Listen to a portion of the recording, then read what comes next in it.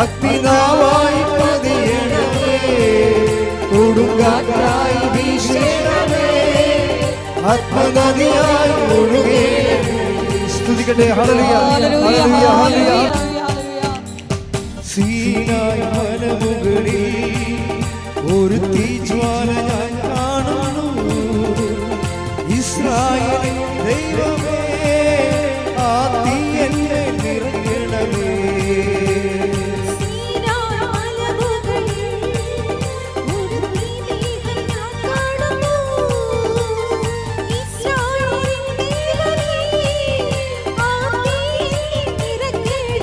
കൈകൾ ഉയർത്തി തീ പോലെ ഇറങ്ങണമേ, അഗ്നിനാവായി പതിയണമേ, കൊടുങ്കാറ്റായി വീശണമേ, ആത്മനദിയായി ഒഴുകണമേ.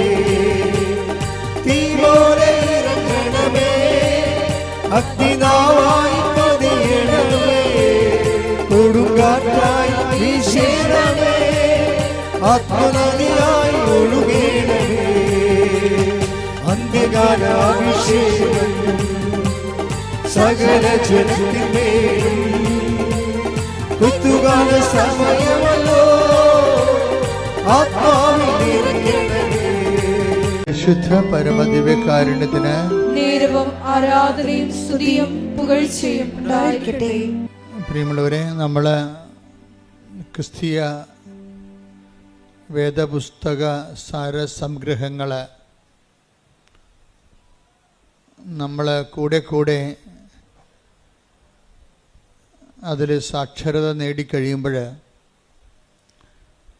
അതിൻ്റെ ആധ്യാത്മികമായ സാങ്കേതിക വിദ്യകളുണ്ട്.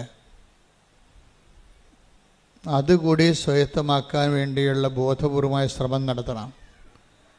എന്നാൽ മാത്രമേ നമ്മൾ ദൈവവുമായിട്ടുള്ള സമ്പർക്കത്തിൽ വളരത്തുള്ളൂ.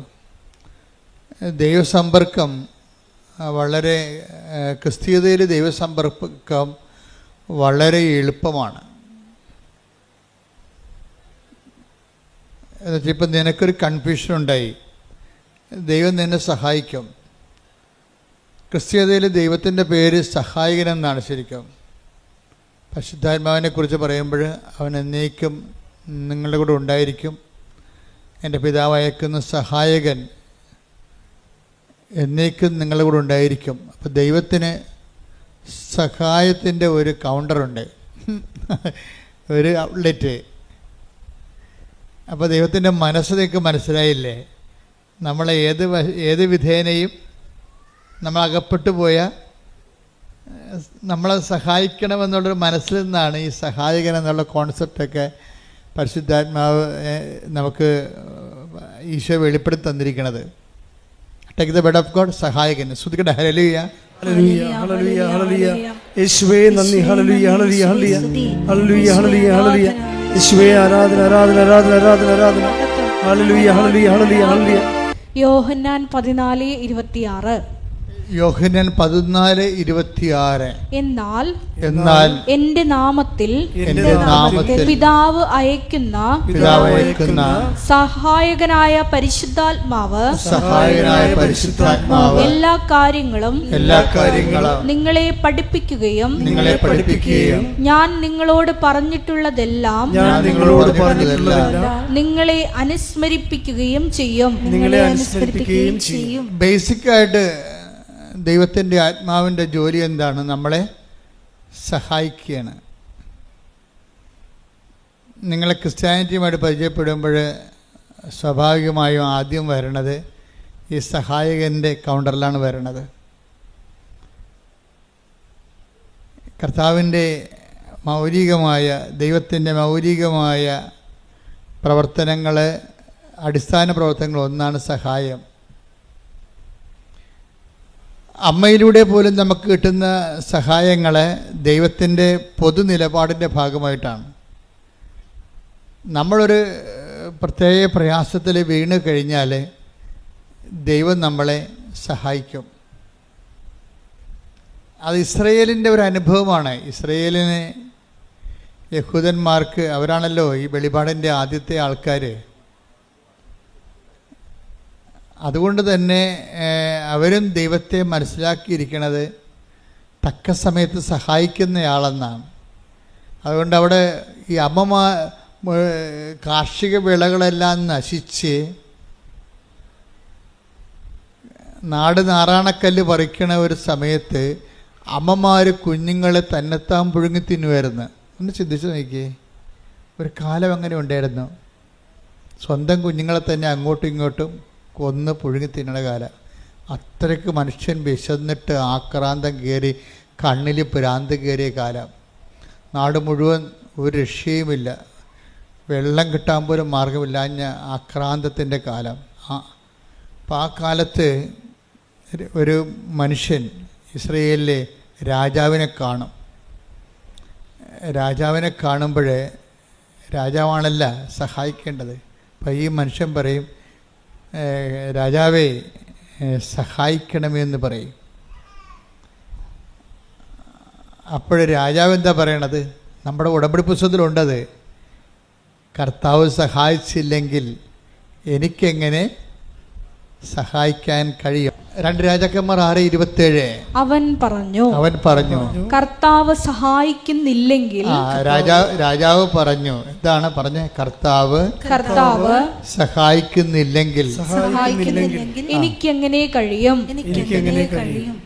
ഇപ്പം നമ്മൾ സർക്കാർ നിസ്സഹായമായി നിൽക്കുന്ന സമയമുണ്ട്. ഇപ്പോൾ തുടങ്ങിയതല്ലത്, എല്ലാ കാലങ്ങളിലും ഉണ്ട്. ജനങ്ങളെ ഭരിക്കുകയും നയിക്കുകയും സംരക്ഷിക്കുകയും ചെയ്യുന്ന സർക്കാർ തന്നെ ചില വിഷയങ്ങളിൽ നിസ്സഹായമായി നിൽക്കും.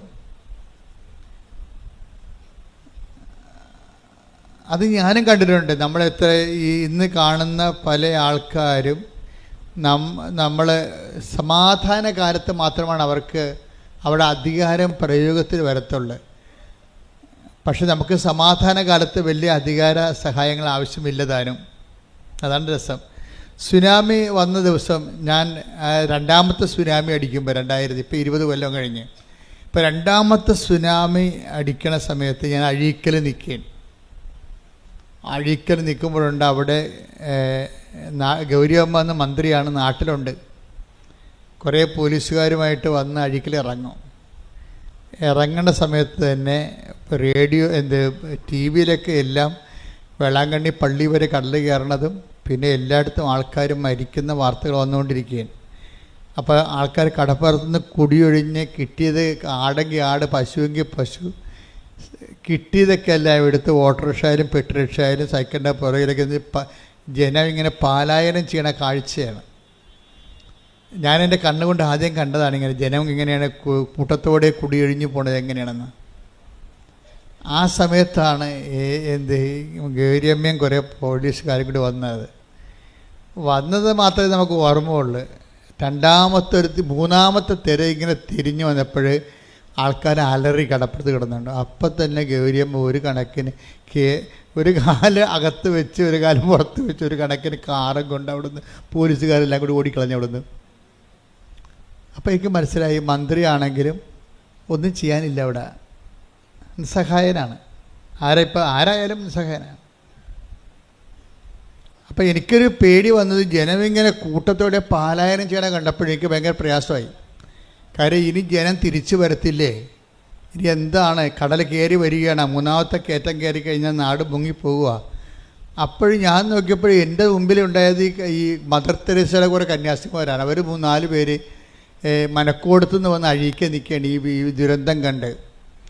ഞാൻ ഉടനെ, അവർ കുറച്ച് പ്രാർത്ഥനയൊക്കെ ഉള്ളവരാണല്ലോ, ഒന്നുമില്ലെങ്കിൽ പ്രാർത്ഥന ഇല്ലെങ്കിൽ അവർ നല്ല പ്രവർത്തനങ്ങളുള്ള ആൾക്കാരാണ്. അപ്പം പ്രാർത്ഥന, പ്രവർത്തനം, പ്രയോഗം എല്ലാം പ്രഖ്യാപനത്തിൻ്റെ ഒരു ഭാഗമാണ്.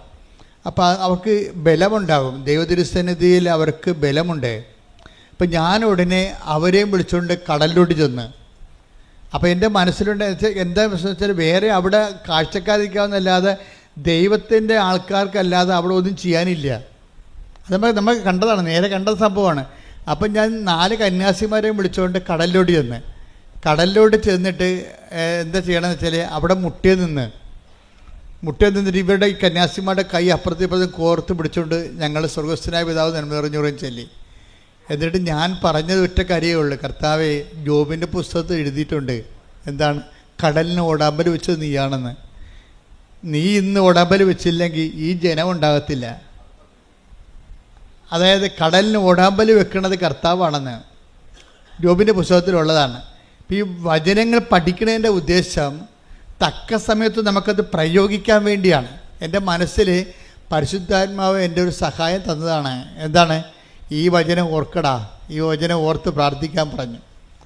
ആ വചനം ഞാൻ ഓർത്തപ്പോഴേ അത് സഹായമാണ് ശരിക്കും. പരിശുദ്ധാത്മാവിൻ്റെ വചനം ഓർപ്പിച്ചു തരുമെന്നാണ് പറഞ്ഞത്.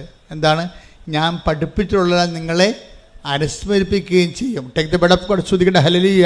യോഹന്നാൻ 14:26. യോഹന്നാൻ 14:26. എന്നാൽ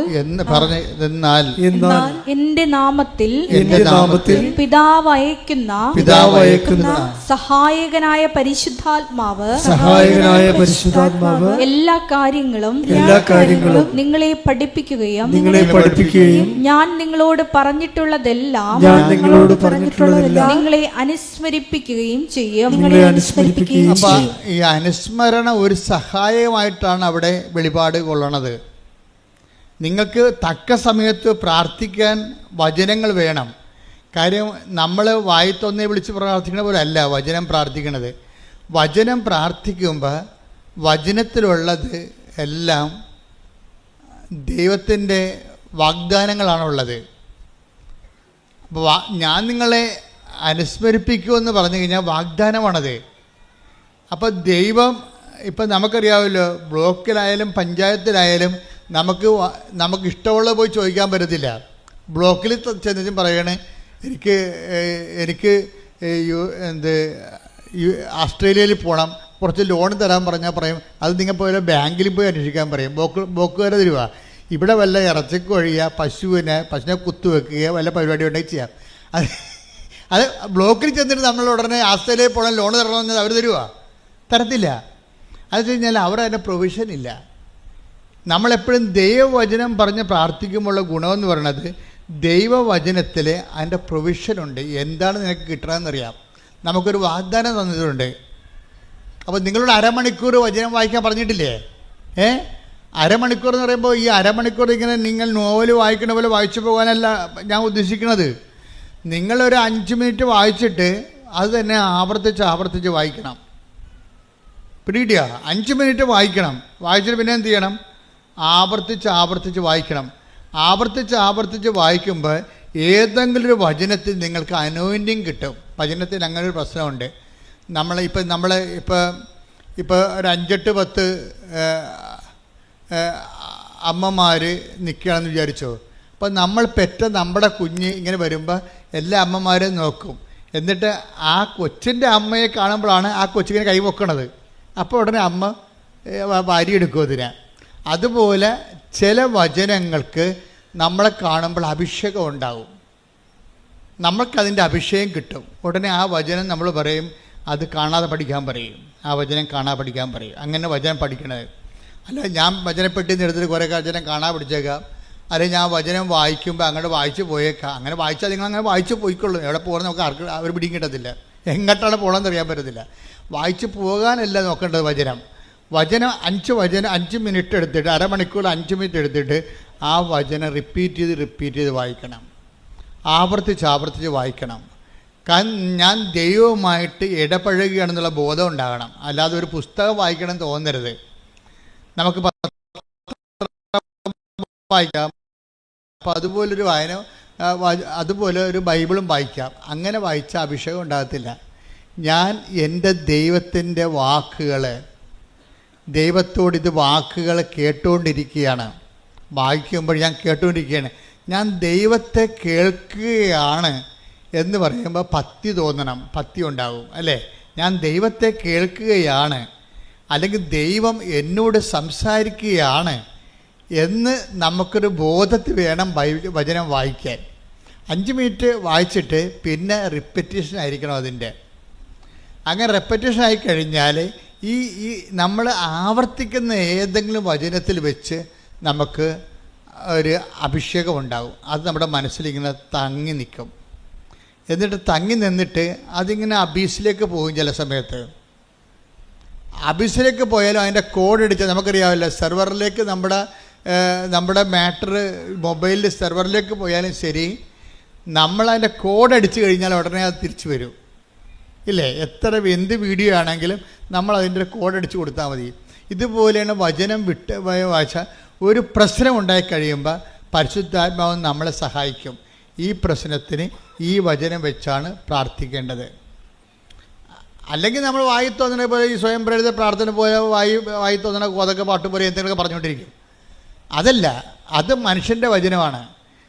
പലപ്പോഴും ദൈവത്തോട് ഇടപെടുമ്പോൾ ദൈവത്തിൻ്റെ വചനം തന്നെയാണ് നമ്മൾ പറഞ്ഞ് പ്രാർത്ഥിക്കേണ്ടത്.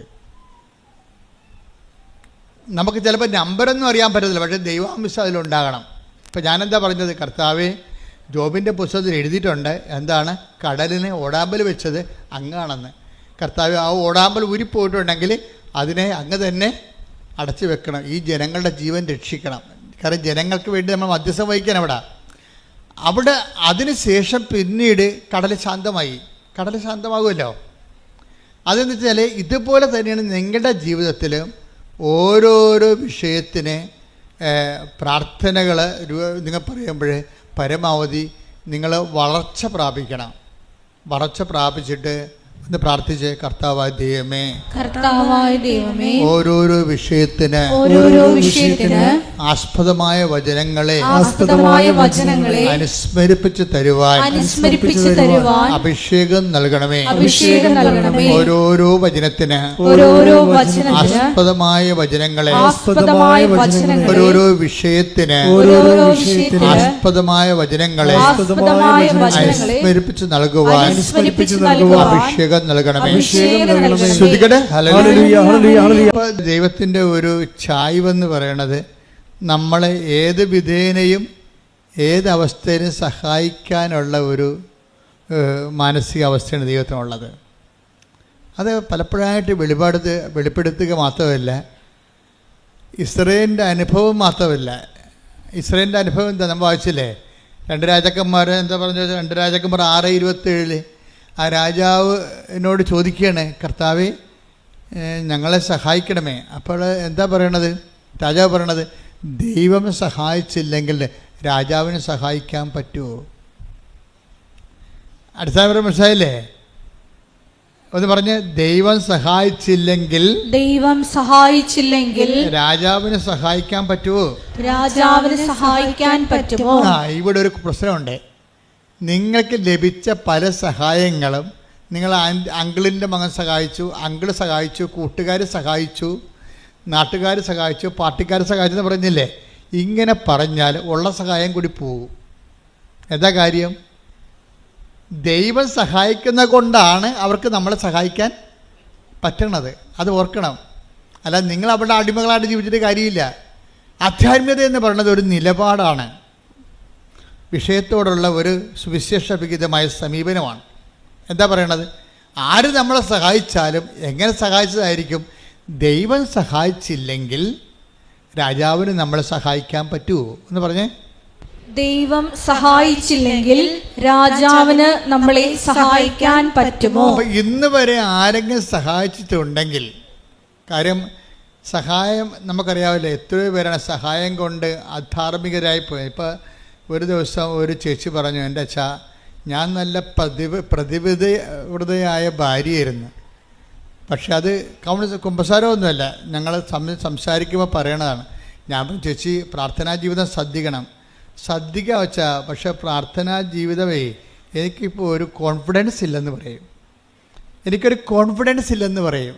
എന്താണ്? അവർക്ക് നല്ല പ്രാർത്ഥനാ ജീവിതം ഒരു കാലത്ത് ഉണ്ടായിരുന്നതാണ്. പ്രാർത്ഥനാ ജീവിതമല്ല, പ്രാർത്ഥന ഉണ്ടായിരുന്നതാണ്, പക്ഷെ കോൺഫിഡൻസ് പോയി. എന്താ കാര്യം? അവർക്ക് മലയാളത്തിൽ എഴുതാൻ അറിയാൻ പാടില്ല. ഇംഗ്ലീഷ് എഴുതാറില്ല, മലയാളത്തിൽ എഴുതാൻ അറിയാൻ പാടില്ല. ഒരു അറബി നാട്ടിൽ ചെന്നപ്പോഴേ അവർക്ക് ഒരു കത്ത് വീട്ടിലോട്ട് മക്കൾക്ക് വിടണം, താൻ ജീവിച്ചിരിപ്പുണ്ടെന്ന്, അവിടെ ജോലി ചെയ്യുന്നുണ്ട്, തനിക്ക് സുഖമാണെന്ന്. അപ്പോൾ കത്ത് ആദ്യം വീട്ടിൽ നിന്ന് തന്നെ കത്ത് വായിക്കണം. അപ്പോൾ മൊബൈലിൻ്റെ കാലമല്ലത്, 90ൻ്റെ കാലഘട്ടമാണിത്. അപ്പോൾ വീട്ടിൽ നിന്ന് തന്നെ കത്ത് വായിക്കണം, നമ്മൾക്ക് കത്ത് വേറെ ആളിനോട് പറഞ്ഞു കൊടുത്ത് എഴുതിക്കണം. അങ്ങനെ ഒരു കാലം ഉണ്ടായിരുന്നേ, ഓർക്കണില്ലേ? 85കളൊക്കെ അത്തരം കാലമാണ്. പക്ഷേ എന്ത് പറ്റി? ഈ എഴുതാൻ വന്നവൻ പറഞ്ഞു, അവനോട് ശാരീരികമായ ബന്ധമില്ലെങ്കിൽ മറുപടി എഴുതത്തില്ലെന്ന് പറഞ്ഞ് അവസാനം എന്ത് ചെയ്ത് അവിടെ സഹായിക്കാൻ അവൻ മാത്രമേ ഉണ്ടായിരുന്നുള്ളൂ അവിടെ. അതുകൊണ്ട് അവർ ശാരീരികമായ ബന്ധം ഉണ്ടായി. നോക്കിയേ, അതോടുകൂടി അവിടെ കൃപ പോയി. അപ്പം സഹായിച്ചതാണ്, അവനാണ് സഹായിച്ചത്.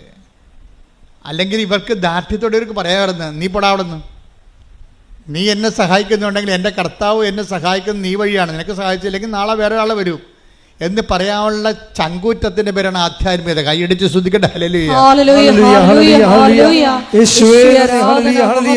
ആധ്യാത്മികത എന്ന് പറയുന്നത് ഒരു കുറച്ച് പ്രാർത്ഥനകളുടെ സംഹിതയല്ല, മറിച്ച് എന്താണ്, ഒരു ജീവിത വിഷയങ്ങളുള്ള ദൈവ കേന്ദ്രീകൃതമായ ഒരു നിലപാടാണ്. അതാണ് ഈ രാജാവ് പറയണത്. നീ എന്നോട് സഹായം ചോദിക്കുന്നു, പക്ഷേ ഞാൻ രാജാവാണ്, എനിക്ക് നിന്നെ സഹായിക്കാം. പക്ഷേ കർത്താവ് നിന്നെ സഹായിച്ചില്ലെങ്കിൽ എൻ്റെ സഹായം വ്യർത്ഥമാണ്. അത് ഇസ്രയേലിന് അറിയാം. യഹൂദ ജനതയ്ക്ക് മുഴുവൻ ആൾക്കാർ, വെളിപാട് ജനതയാണ് അവർ. അവർക്ക് ദൈവത്തിൻ്റെ വഴികളെക്കുറിച്ച് അറിയാം. അതുകൊണ്ടാണ് അവരെന്താ പറയണത്, അവർ പറയും നമ്മുടെ സഹായം കർത്താവിൻ്റെ നാമത്തിൽ. അല്ലേ? 121 സങ്കീർത്തനം വായിച്ചേ, 121:1 വായിച്ചേ. 121 സങ്കീർത്തനം 1-2 തിരുവചനങ്ങൾ. പർവ്വതങ്ങളിലേക്ക് ഞാൻ കണ്ണുകൾ ഉയർത്തുന്നു. സങ്കീർത്തനമാണ്, കൈ ഉയർത്തിക്കൊണ്ട് ഇങ്ങനെ പറഞ്ഞേ, പർവ്വതങ്ങളിലേക്ക് ഞാൻ കണ്ണുകൾ ഉയർത്തുന്നു. എനിക്ക് സഹായം എവിടെ നിന്ന് വരും?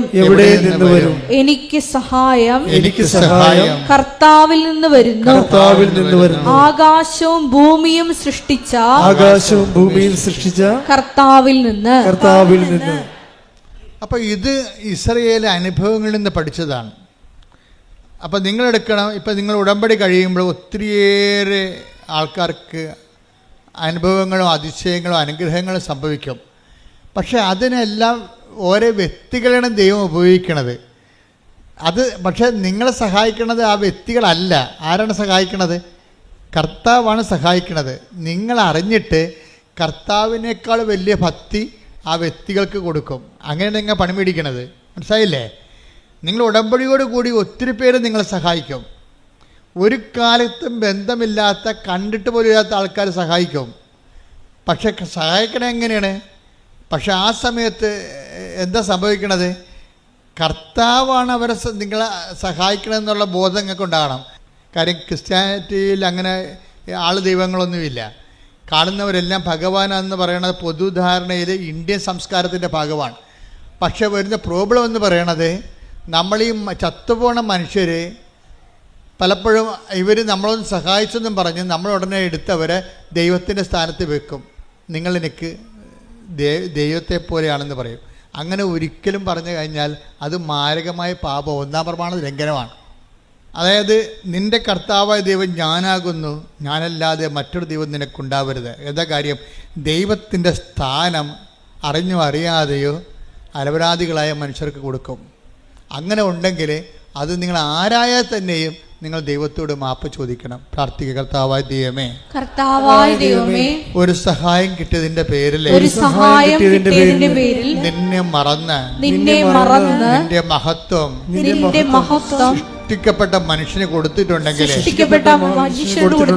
എന്റെ ജീവിതത്തിലെ ഞാൻ ആ തിന്മ ആവർത്തിക്കയില്ലെന്ന് പറഞ്ഞുകൊണ്ട് മാപ്പിനായി അപേക്ഷിക്കുന്നു. ഇതൊക്കെ നിങ്ങൾക്ക് അനുദപിക്കാനുള്ള അവസരമാണ്. ഉടമ്പടി 2016 ആദ്യം തരുമ്പോൾ കർത്താവിൻ്റെ ഉടമ്പടിയുടെ അടിസ്ഥാന വചനം എന്തായിരുന്നു അറിയാവോ? എന്താണ്? അനുതപിച്ചാൽ നീ അനുഗ്രഹം പ്രാപിക്കും. യെശയ്യാ 1:19. അനുസരിക്കാൻ സന്നദ്ധരെങ്കിൽ ആദ്യത്തെ ഒരു പാപം ചെയ്തവരായിരിക്കാം നമ്മൾ. പക്ഷെ നമുക്ക് അനുദപിക്കാനുള്ള ഇതുപോലുള്ള അവസരങ്ങളുണ്ട്. പക്ഷെ അത് കൊടുത്താൽ മാത്രമേ കിട്ടത്തുള്ളൂ. ഹെബ്രായർ 12:17. പിന്നീട് അവകാശം പ്രാപിക്കാൻ ആഗ്രഹിച്ചപ്പോൾ പിന്നീട് അവകാശം പ്രാപിക്കാൻ ആഗ്രഹിച്ചപ്പോൾ ആളുടെ കാര്യമാണ്, ഏശാവിൻ്റെ കാര്യമാണ്. ഒരു ഗ്ലാസ് പാൽപ്പായസത്തിന് വേണ്ടി കടിഞ്ഞൽ അവകാശം വിറ്റ ഒരു പന്നിയാണ് ആ മനുഷ്യൻ. അവന് പിന്നീട് ബോധമുണ്ടായി. വിശപ്പ് വന്നപ്പോൾ പെട്ടെന്ന് ദൈവത്തെ മറന്നു പോയെങ്കിലും വിശപ്പ് കഴിഞ്ഞപ്പോൾ 2 ഏമ്പക്കം വിട്ട് കഴിഞ്ഞപ്പോൾ പുള്ളിക്ക് ബോധം വന്നു. പക്ഷെ അങ്ങനെ ബോധം വന്നിട്ട് കാര്യമില്ല. പിന്നീട് പുള്ളി കരഞ്ഞ്. പക്ഷേ പിന്നീട് അവകാശം പ്രാപിക്കാൻ അവൻ ആഗ്രഹിച്ചു. എന്താ പക്ഷെ വചനം എന്താ പറയണത്? അവൻ തിരസ്കരിക്കപ്പെട്ടുവെന്ന് നിങ്ങൾക്കറിയാമല്ലോ. കണ്ണീരോടെ അവൻ അത് ആഗ്രഹിച്ചെങ്കിലും അനുദപിക്കാൻ അവൻ അവസരം ലഭിച്ചില്ല. ദാറ്റ്സ് എ പോയിന്റ് എന്ന് പറഞ്ഞ കണ്ണീരോടെ അവനത് അനുതാപം ആഗ്രഹിച്ചെങ്കിലും അവകാശം ആഗ്രഹിച്ചെങ്കിലും അനുതപിക്കുവാൻ അവന് അവസരം കിട്ടിയില്ല. അപ്പൊ അനുതപിക്കാനുള്ളത് ഒരു അവസരമാണ്. നിങ്ങൾക്ക് ദൈവം ഓരോ അവസരങ്ങൾ തരും. എന്നിട്ട് ആൾക്കാരെന്ത് ചെയ്യും? നാളെ എന്ന് പറഞ്ഞ് മാറ്റിവെക്കും. നാളെ ശരിയാക്കാം, ഞാനിപ്പോൾ തിന്മയിൽ ജീവിക്കുകയാണ്, നാളെ ശരിയാക്കാം എന്ന് പറയും. അത് പ്രഭാഷകൻ എന്താ പറയുന്നത്? 7 നാളെ എന്ന് മാറ്റിവെക്കരുത്. Take the word of God. ശ്രദ്ധിക്കട്ടെ. ഹല്ലേലൂയ, ഹല്ലേലൂയ, ഹല്ലേലൂയ. പ്രഭാഷകൻ 5:7 കർത്താവിലേക്ക് തിരിയാൻ വൈകരുത്. നാളെ എന്ന് നീട്ടിവയ്ക്കുകയും അരുത്. അവിടുത്തെ ക്രോധം അവിചാരിതമായി ഉണരുകയും ആ ശിക്ഷയിൽ നീ നശിക്കുകയും ചെയ്യും. ഇപ്പൊ കർത്താവിൻ്റെലേക്ക് തിരിയാൻ, ദൈവത്തിലേക്ക് തിരിയാൻ ചില ആൾക്കാരില്ലേ, പത്രം കൊണ്ടുപോയി അലമാരിയുടെ മോളിൽ വെച്ചിട്ട് കറങ്ങി നടക്കും. അവിടെ ചെന്നപ്പോൾ അച്ഛനെ കണ്ടില്ല. കുമ്പസാരം ഞങ്ങളുടെ നാട്ടിൽ കുമ്പസാരം, ഞങ്ങളുടെ ഇടവക കുമ്പസാരം 1-ാം ഞായറാഴ്ചയും ശനിയാഴ്ചയും 3-ാം ശനിയാഴ്ചയുമാണ്. ഇങ്ങനെയൊക്കെ ഉടായ്പ പറഞ്ഞു നടക്കും. അപ്പോൾ കഴിഞ്ഞ ദിവസം ഒരു ചെടുത്തി പറഞ്ഞേ, ഞങ്ങളുടെ ഇടവകയിലെ അച്ഛന് കുമ്പസാരത്തിന് ഇരിക്കണത് മുഴുവനും 1, 3 പക്ഷേ ഞാൻ എൻ്റെ മക്കളും കൂടി വിളിച്ചുകൊണ്ട് അച്ഛൻ്റെ അടുത്ത് ചെന്ന് പറഞ്ഞു, അച്ഛൻ എനിക്ക് കുമ്പസാരിക്കണം, എനിക്ക് മക്കൾക്ക് കുമ്പസാരിക്കണം. പിന്നെ ഇപ്പം ഞങ്ങൾ ആഴ്ച കുമ്പസാരിക്കും. കണ്ട, അതിൻ്റെ തീഷ്ണതയാണ്. അത് വരുമ്പോൾ കത്തോലിക്കൽ ശ്രദ്ധിക്കുക, മറ്റു സഭക്കാർ അവരുടെ സഭയിലുള്ള വിശുദ്ധീകരണ നടപടികൾ സ്വീകരിക്കുക. പക്ഷേ ഒന്നും മാറ്റി വെക്കരുത്. നിങ്ങളുടെ അലംഭാവം കൊണ്ട്, നിങ്ങളെ പള്ളിയുടെ മുതുകത്ത് പഴിചാരിക്കൊണ്ട് നിങ്ങളുടെ സ്കൂട്ടാകണതാണ്. ദൈവത്തിനറിയാമത് ഇവിടെ അയപ്പാണെന്ന്. അപ്പം അത് ദൈവത്തിരുസേന നിൽക്കുമ്പോൾ മനുഷ്യൻ്റെ മുമ്പിൽ മറച്ച് കളിയും ഒളിച്ച് കളിയും നടക്കും. ദൈവത്തിരുസേനത്തിൽ ഒരു നടക്കണില്ല. നിങ്ങളെ ഒരു തീരുമാനം എടുക്കുമ്പോൾ തന്നെ ഇന്നത് കൊണ്ടാണ് തീരുമാനിക്കണം ദൈവത്തിന് അറിയാൻ പറ്റും. അപ്പോൾ നിങ്ങൾ മനുഷ്യന്മാരുടെ പെരുമാറുന്ന പോലെ ദൈവത്തിൻ്റെ അടുത്ത് പെരുമാറി പണി മേടിക്കരുതെന്നാണ് ഞാൻ പറഞ്ഞതിൻ്റെ അർത്ഥം. ശ്രദ്ധിക്കട്ടെ. ഹല്ലേലൂയ, ഹല്ലേലൂയ, ഹല്ലേലൂയ. അപ്പോൾ ഇതൊരു അവസരമാണ്. അല്പമെങ്കിലും അനുതാപം ചെയ്തു പോയ കാര്യങ്ങളെക്കുറിച്ച് മനസ്സിൽ തോന്നിയാൽ അതിൻ്റെ അർത്ഥം പരിശുദ്ധാത്മാവ് നിങ്ങളിൽ വസിക്കാൻ തുടങ്ങിയെന്നതിൻ്റെ അർത്ഥം. അത് മനസ്സിലാക്കണം. അല്ലാതെ എനിക്ക് പാപത്തേക്ക്, നിങ്ങൾ പറഞ്ഞാൽ എനിക്ക് പാപത്തെക്കുറിച്ച് ദുഃഖം തോന്നിയെന്ന് അല്ല സംഭവിക്കണത്.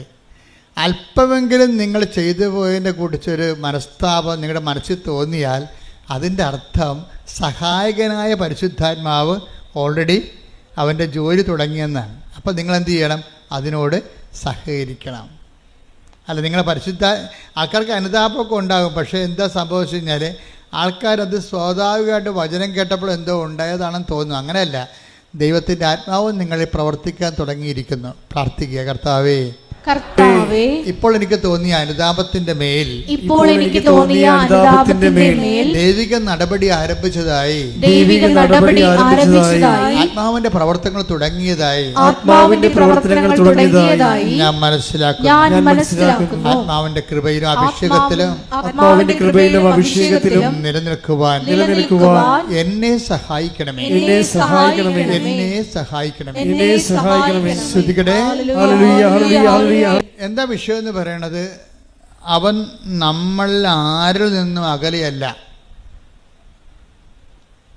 അല്ലാതെ ക്രിസ്ത്യാനികളിൽ നിന്നും അല്ലെങ്കിൽ നോൺ ക്രിസ്ത്യൻസിൽ നിന്നും അകലെയല്ല എന്നല്ല പറഞ്ഞിരിക്കുന്നത്. അവൻ നമ്മളിൽ നിന്ന് ആരിൽ നിന്നും അകലെയല്ല. ഈ അനുതാപം ആർക്കെല്ലാം തോന്നിയിട്ടുണ്ടോ ഓർക്കണേ, എന്താണ്?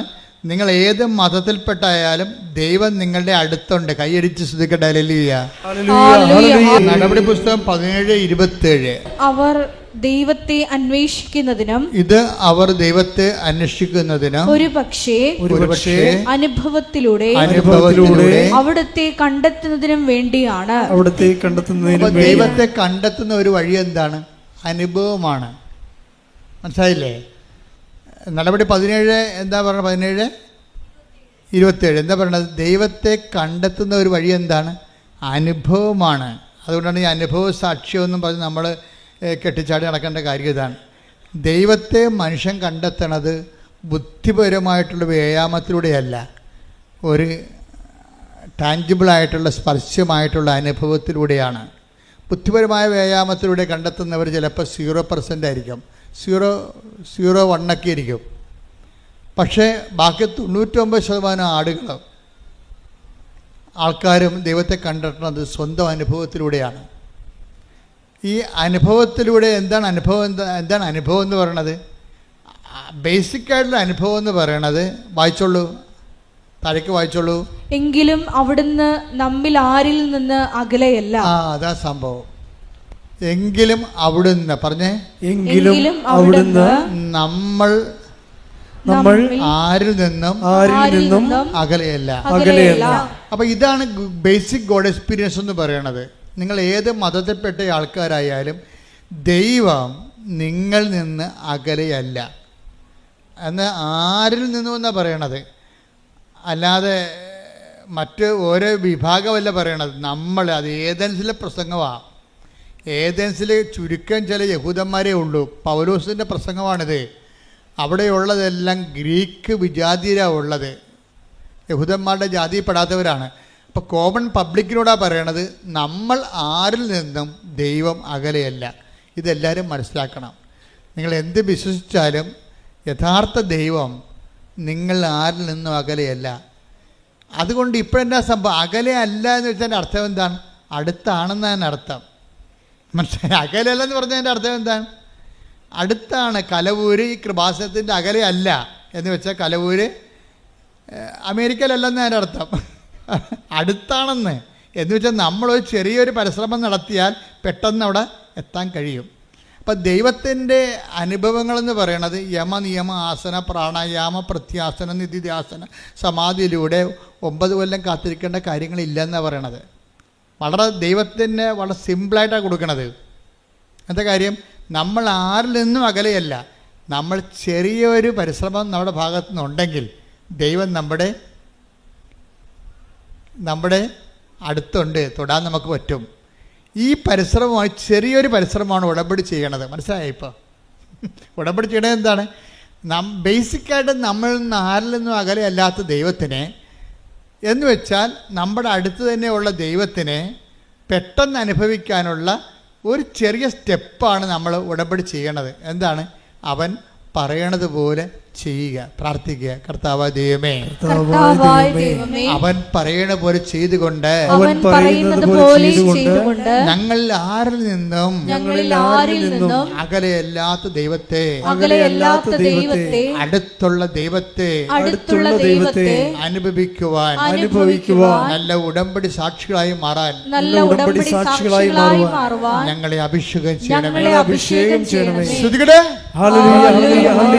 ഇപ്പോൾ യഹബ്രായർ 12:17 നമ്മൾ വായിച്ചതാണ്. എന്താണ്?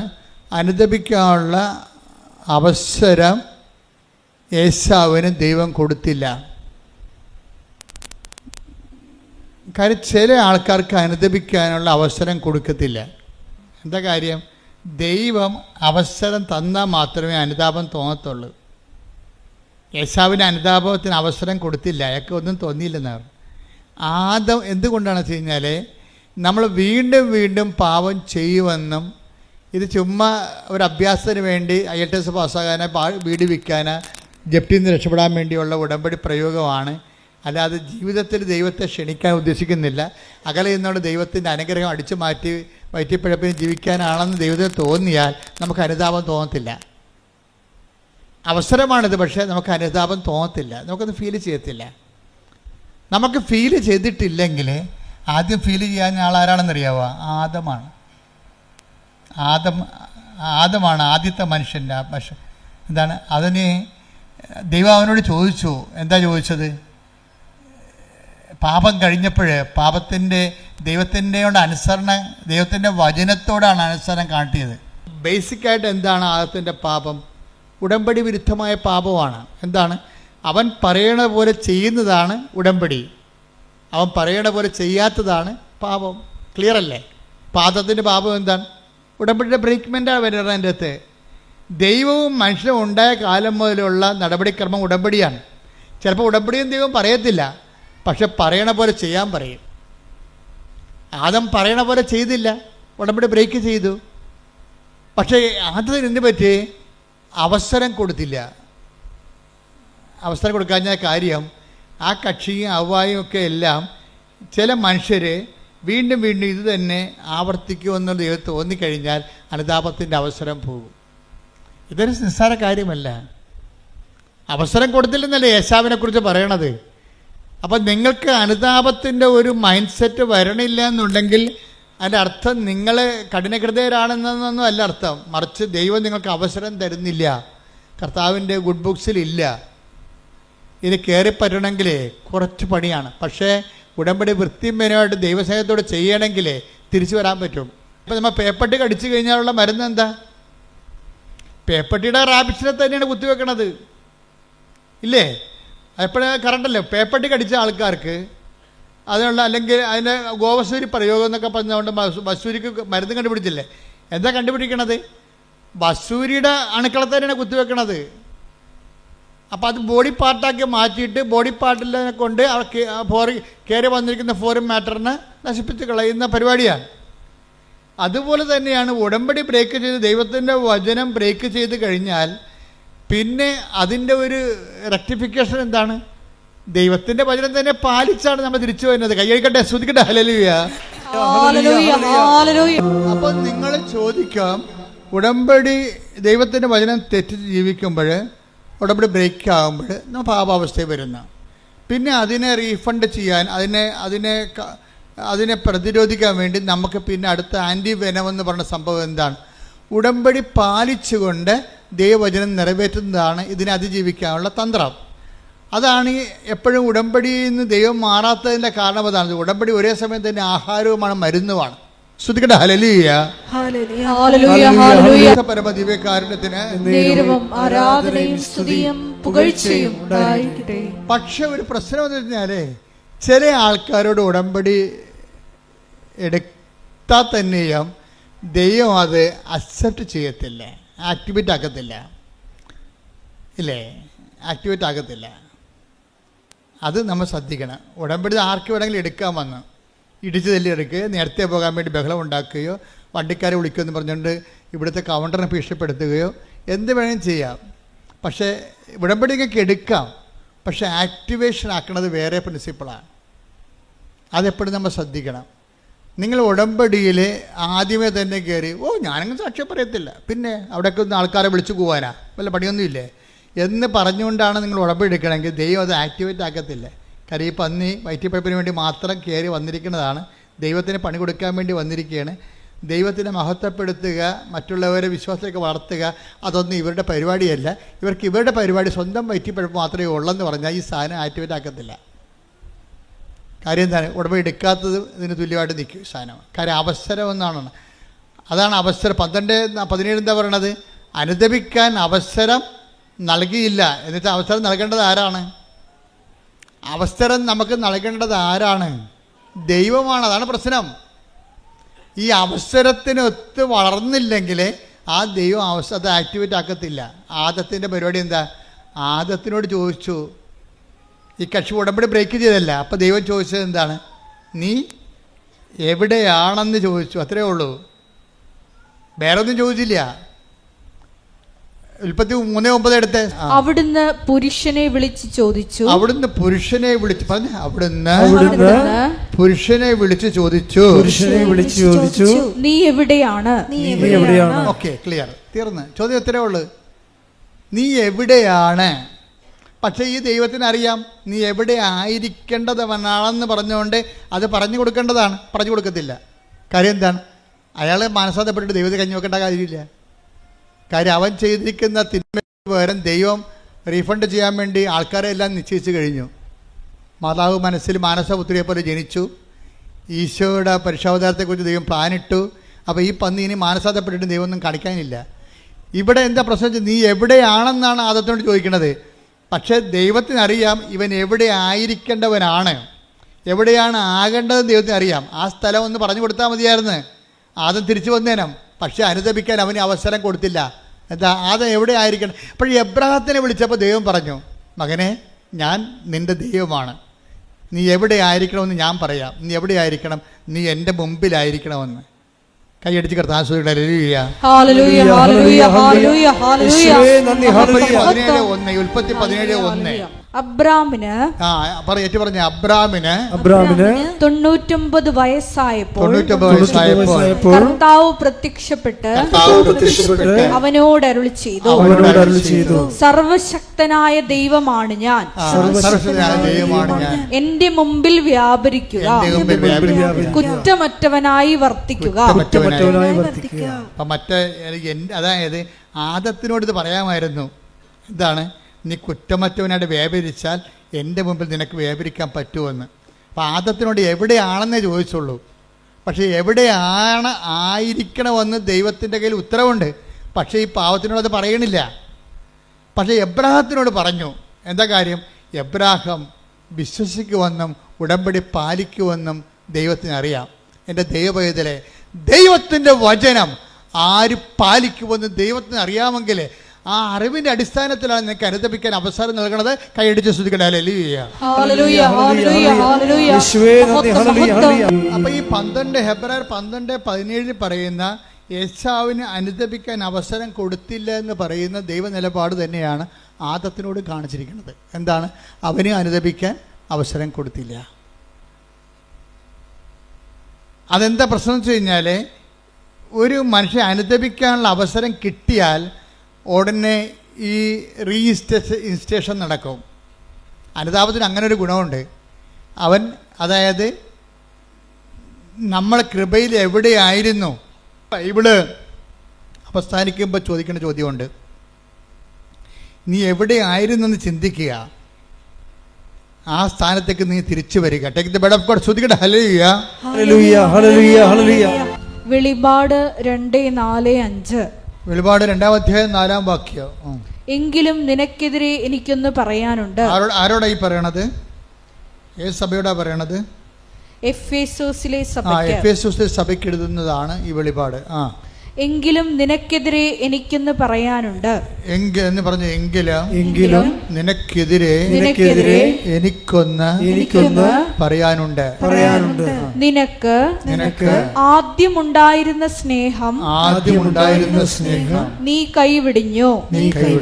അതിനാൽ നീ ഏതവസ്ഥയിൽ നിന്നാണ് അധംപതിച്ചതെന്ന് ചിന്തിക്കുക.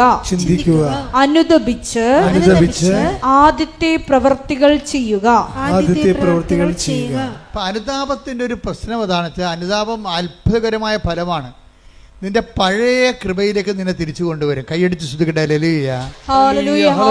അതായത് കൃപ പുനരുദ്ധരിക്കാനുള്ള ആദ്യ നടപടി എന്ന് പറയുന്നത് അനുതാപമാണ്.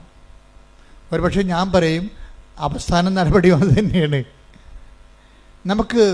നമ്മൾ സ്നേഹമുള്ള ദൈവത്തോട് കഴിഞ്ഞ ദിവസങ്ങളിലെ ദൈവത്തിൻ്റെ സ്നേഹം പറഞ്ഞപ്പോഴാണ് ഒരു രസമുണ്ടായി. അപ്പോൾ ഞാനെൻ്റെ മുറി ഇരിക്കിയിരുന്നു.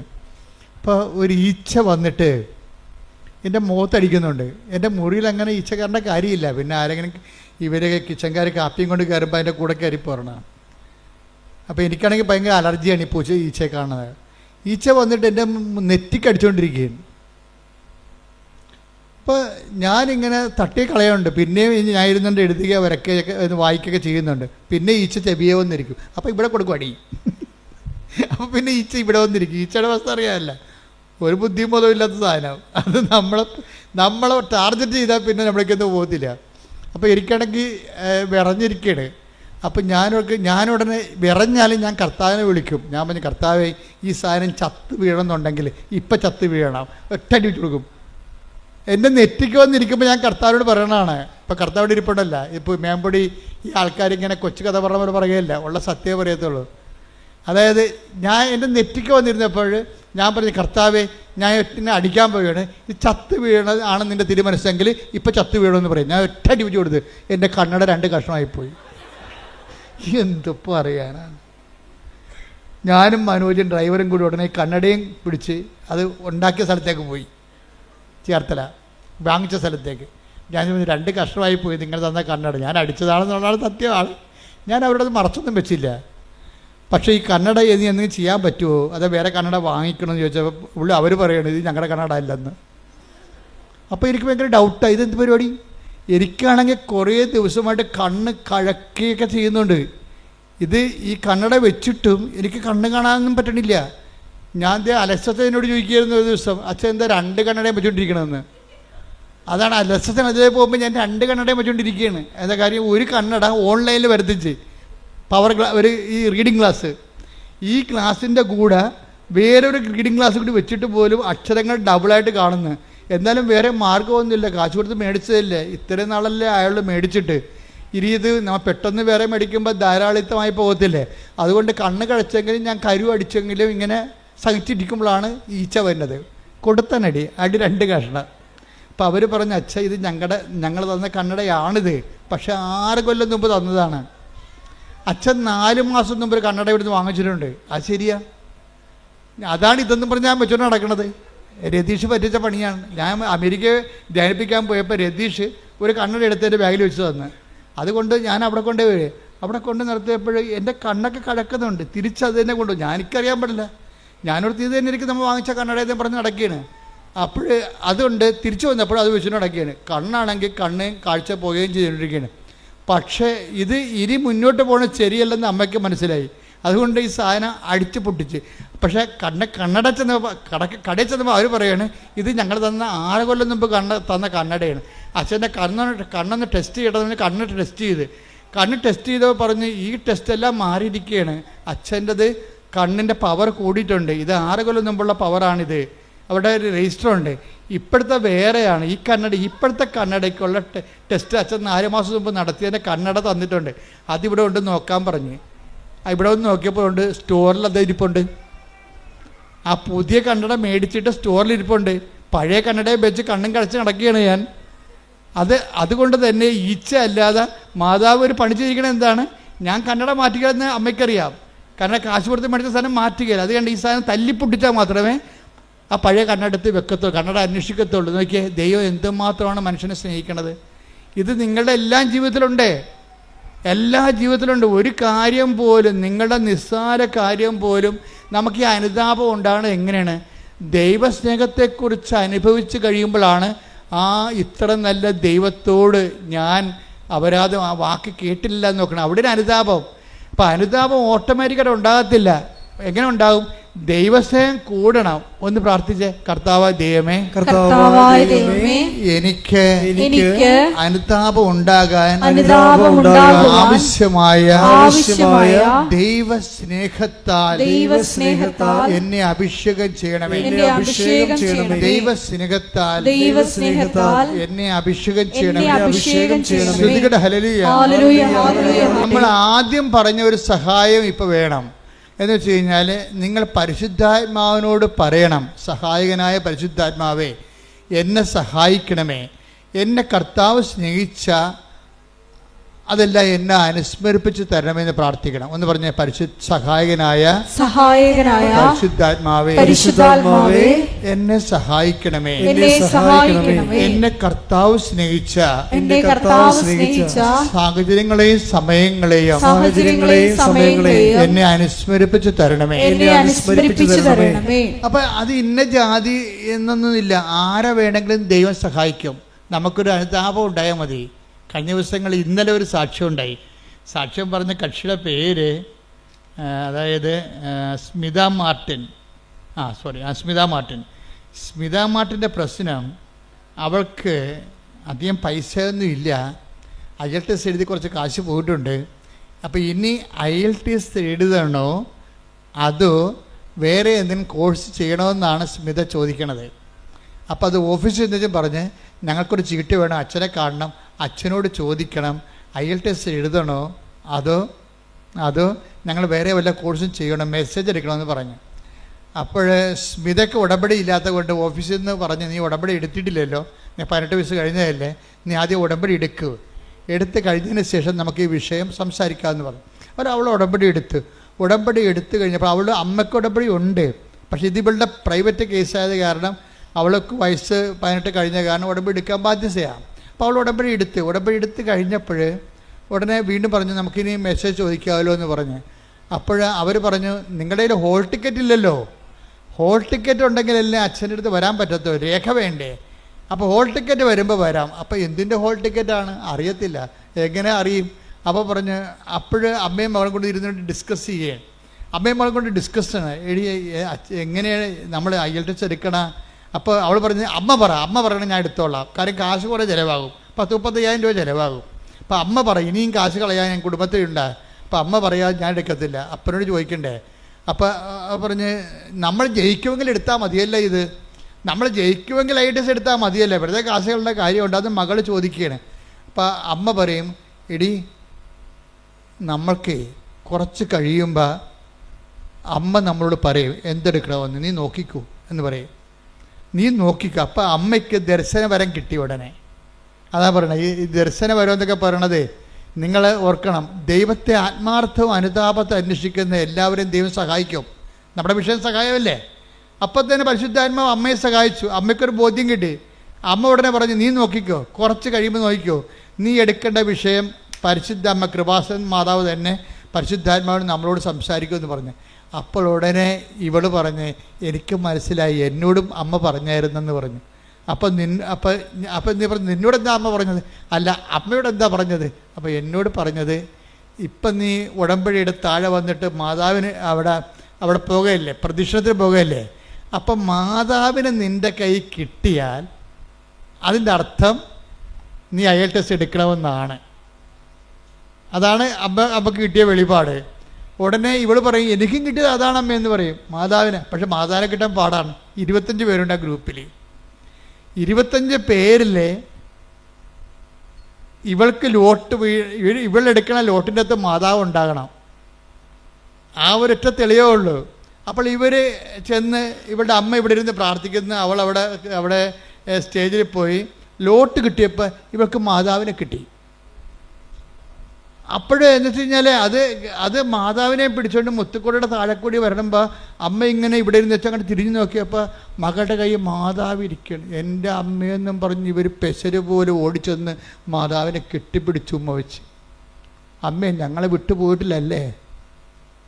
അപ്പോൾ പറഞ്ഞു ഇനി എത്ര 1000 രൂപ പോയാലും കുഴപ്പമില്ല, നമ്മളായിട്ട് പാസ്സാകുന്നു. അതാ വിഷയം. അത് തീരുമാനം കണ്ട ഇത് അന്തർദർശനമെന്ന് പറയും. അന്നാളുകളിൽ നിങ്ങളുടെ യുവാക്കന്മാർ ദർശനങ്ങൾ കാണുമെന്ന് പറഞ്ഞില്ലേ, പിതാക്കന്മാർക്ക് സ്വപ്നങ്ങൾ ഉണ്ടാകുമെന്ന്. അതാണ് പരിശുദ്ധാത്മാവിന്റെ പ്രവർത്തനമാണത്. ഒന്ന് പോലെ എടുത്ത take the bed of God ശ്രദ്ധിക്കട്ടെ. ഹല്ലേലൂയ. ജോയൽ 2:28. ജോയൽ 2:28. അന്ന് ഇങ്ങനെ സംഭവിക്കും. അന്ന് ഇങ്ങനെ സംഭവിക്കും. എല്ലാവരുടെയും മേൽ എന്റെ ആത്മാവിനെ ഞാൻ വർഷിക്കും. നിങ്ങളുടെ പുത്രന്മാരും പുത്രിമാരും പ്രവചിക്കും. നിങ്ങളുടെ വൃദ്ധന്മാർ സ്വപ്നങ്ങൾ കാണും. യുവാക്കൾക്ക് ദർശനങ്ങൾ ഉണ്ടാകും. അപ്പൊ ഇതെന്ന് പറയുന്നത് സഹായമാണ്. നമ്മുടെ സബ്ജക്റ്റ് സഹായമല്ലേ. അപ്പോൾ ഒരു കൺഫ്യൂഷൻ വന്നപ്പോൾ ദൈവം നമ്മളെ സഹായിക്കുകയാണ്. അപ്പം സഹായിക്കണം. ഉടമ്പടിയിലാണെങ്കിലുണ്ടല്ലോ സഹായം പെട്ടെന്നാണ് കിട്ടണത്. എന്താ കാര്യം? അവർക്ക് അമ്മയ്ക്കും മകൾക്കും ഒരേ സമയം തന്നെ ദർശനം കൊടുത്തു. ഞാനാണ് നിങ്ങളുടെ കയ്യിൽ വരണമെന്നുണ്ടെങ്കിൽ ഈ കാര്യത്തിൽ നിങ്ങളുടെ തീരുമാനം കറക്റ്റായിരിക്കുമെന്ന്. പക്ഷേ ഇവൾ തോറ്റുപോകും IELTS എഴുതി. അപ്പോൾ ഇവർക്ക് അപ്പനെയും മകൾക്കും അമ്മയ്ക്കും എല്ലാം സങ്കടം. പക്ഷേ അപ്പം പറയും നോ, അമ്മ പറഞ്ഞിട്ടല്ലേ നമ്മൾ IELTS എടുത്തത്. അപ്പം നിങ്ങളിങ്ങനെ വിശ്വാസിച്ച് നിൽക്കണ കാണുമ്പോൾ ഒരാൾ വന്ന് ചോദിക്കും എന്താ സങ്കടം ഇങ്ങനെ IELTS തോറ്റു എന്ന് പറയാം. തോറ്റു എന്ന് പറയുമ്പോൾ അത് റീവാലുവേഷൻ കൊടുത്താൽ പോരെ. അപ്പോൾ റീവാലുവേഷൻ ഉണ്ടാകും കൊടുക്കുക. അതിവർക്ക് അറിയത്തില്ല. എല്ലാവർക്കും അറിയാം, പക്ഷേ ഇവർക്ക് അറിയത്തില്ല റീവാലുവേഷൻ കൊടുക്കണമെന്ന്. റീവാലുവേഷൻ കൊടുക്കണമെങ്കിൽ പിന്നെ അത്രയും കാശ് തന്നെ അടക്കണം. അത്രയും കാശ് തന്നെ അടക്കണം. അത്രയും അടക്ക് വീണ്ടും നമ്മൾ ഈ പേപ്പർ അല്ലെങ്കിൽ സൈറ്റ് നോക്കാൻ കൊടുക്കണം. അപ്പം അത്രയും പൈസ അടച്ചിട്ട് അപ്പം പറയും കുഴപ്പമില്ല, മാതാവാണല്ലേ നമ്മളോട് IELTS എടുക്കാൻ പറഞ്ഞത്, അതുകൊണ്ട് റീവാലുവേഷൻ കൊടുക്കുമ്പോൾ ഇപ്പം നീ എഴുതിയപ്പോൾ തോക്കുമെന്ന് ഉറപ്പല്ലേ, എഴുതിയപ്പോൾ തോറ്റു, ഇനി നീ റീവാലുവേഷൻ ജയിക്കുകയാണെങ്കിൽ അതിൻ്റെ അർത്ഥം എന്താണ്?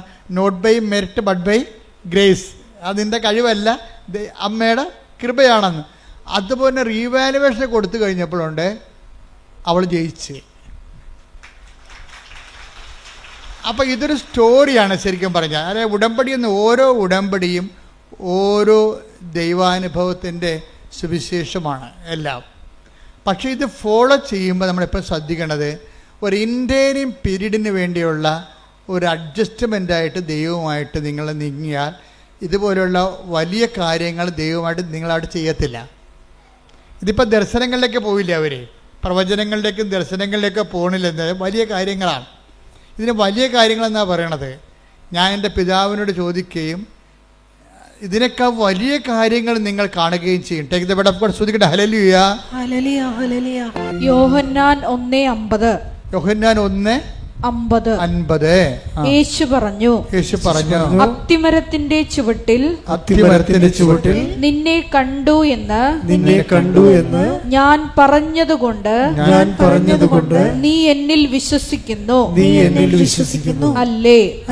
എന്നാൽ ഇതിനേക്കാൾ വലിയ കാര്യങ്ങൾ നീ കാണും. Praise the Lord. അതായത് സ്വർഗീയമായ കാര്യങ്ങളെക്കുറിച്ചാണ് പിന്നീട് സംസാരിക്കുന്നത്. അപ്പോൾ സ്വർഗീയമായ മേഖലയിലെ അതുപോലെ തന്നെ പ്രവചനങ്ങൾ, ദർശനങ്ങൾ, സ്വപ്നങ്ങൾ ഒക്കെ തുടങ്ങിക്കഴിഞ്ഞാൽ നീ ഉടമ്പടിയുടെ രണ്ടാം ഘട്ടത്തിലേക്ക് പ്രവേശിക്കുന്നതിൻ്റെ അർത്ഥം, ഇപ്പോൾ ഒരു മകള് ഇന്നലെ ഒരു സാക്ഷ്യം പറഞ്ഞത്, അവളുടെ കോളേജിൻ്റെ അമ്മ ഉടമ്പടി എടുത്തപ്പോൾ തന്നെ കോളേജിൻ്റെ വാതിക്കൽ മഴവില്ല് തെളിഞ്ഞു നിൽക്കുന്നു. അവൾ ഉടനെ മൊബൈൽ എടുത്തിട്ട് അമ്മയ്ക്ക് അയച്ചു കൊടുത്തു, അമ്മേ ഉടമ്പടി എടുത്തല്ലേ, അമ്മ മഴവില്ലുമായി എൻ്റെ മുമ്പിൽ നിൽക്കണമെന്ന്. അതായത് അടയാളം കണ്ടുകൊണ്ടേയിരിക്കും, വലിയ കാര്യങ്ങൾ ഇങ്ങനെ കണ്ടുകൊണ്ടേയിരിക്കും. അതുകൊണ്ട് ഇപ്പോൾ ബൈബിൾ എപ്പോഴും പറയണത് കാണുന്ന കാര്യങ്ങൾ വളരെ സീരിയസ് ആണ്, അവനെ കേൾക്കുന്ന കാര്യങ്ങളും. ഉടമ്പടിക്ക് രണ്ടുമുണ്ട്. ഉടമ്പടിക്ക് 3 കാര്യങ്ങളുണ്ട്. കാണുന്ന കാര്യങ്ങളുണ്ട്, കേൾക്കുന്ന കാര്യങ്ങളുണ്ട്, പിന്നെ എന്താണ്, ചെയ്യുന്ന കാര്യങ്ങളുണ്ട്.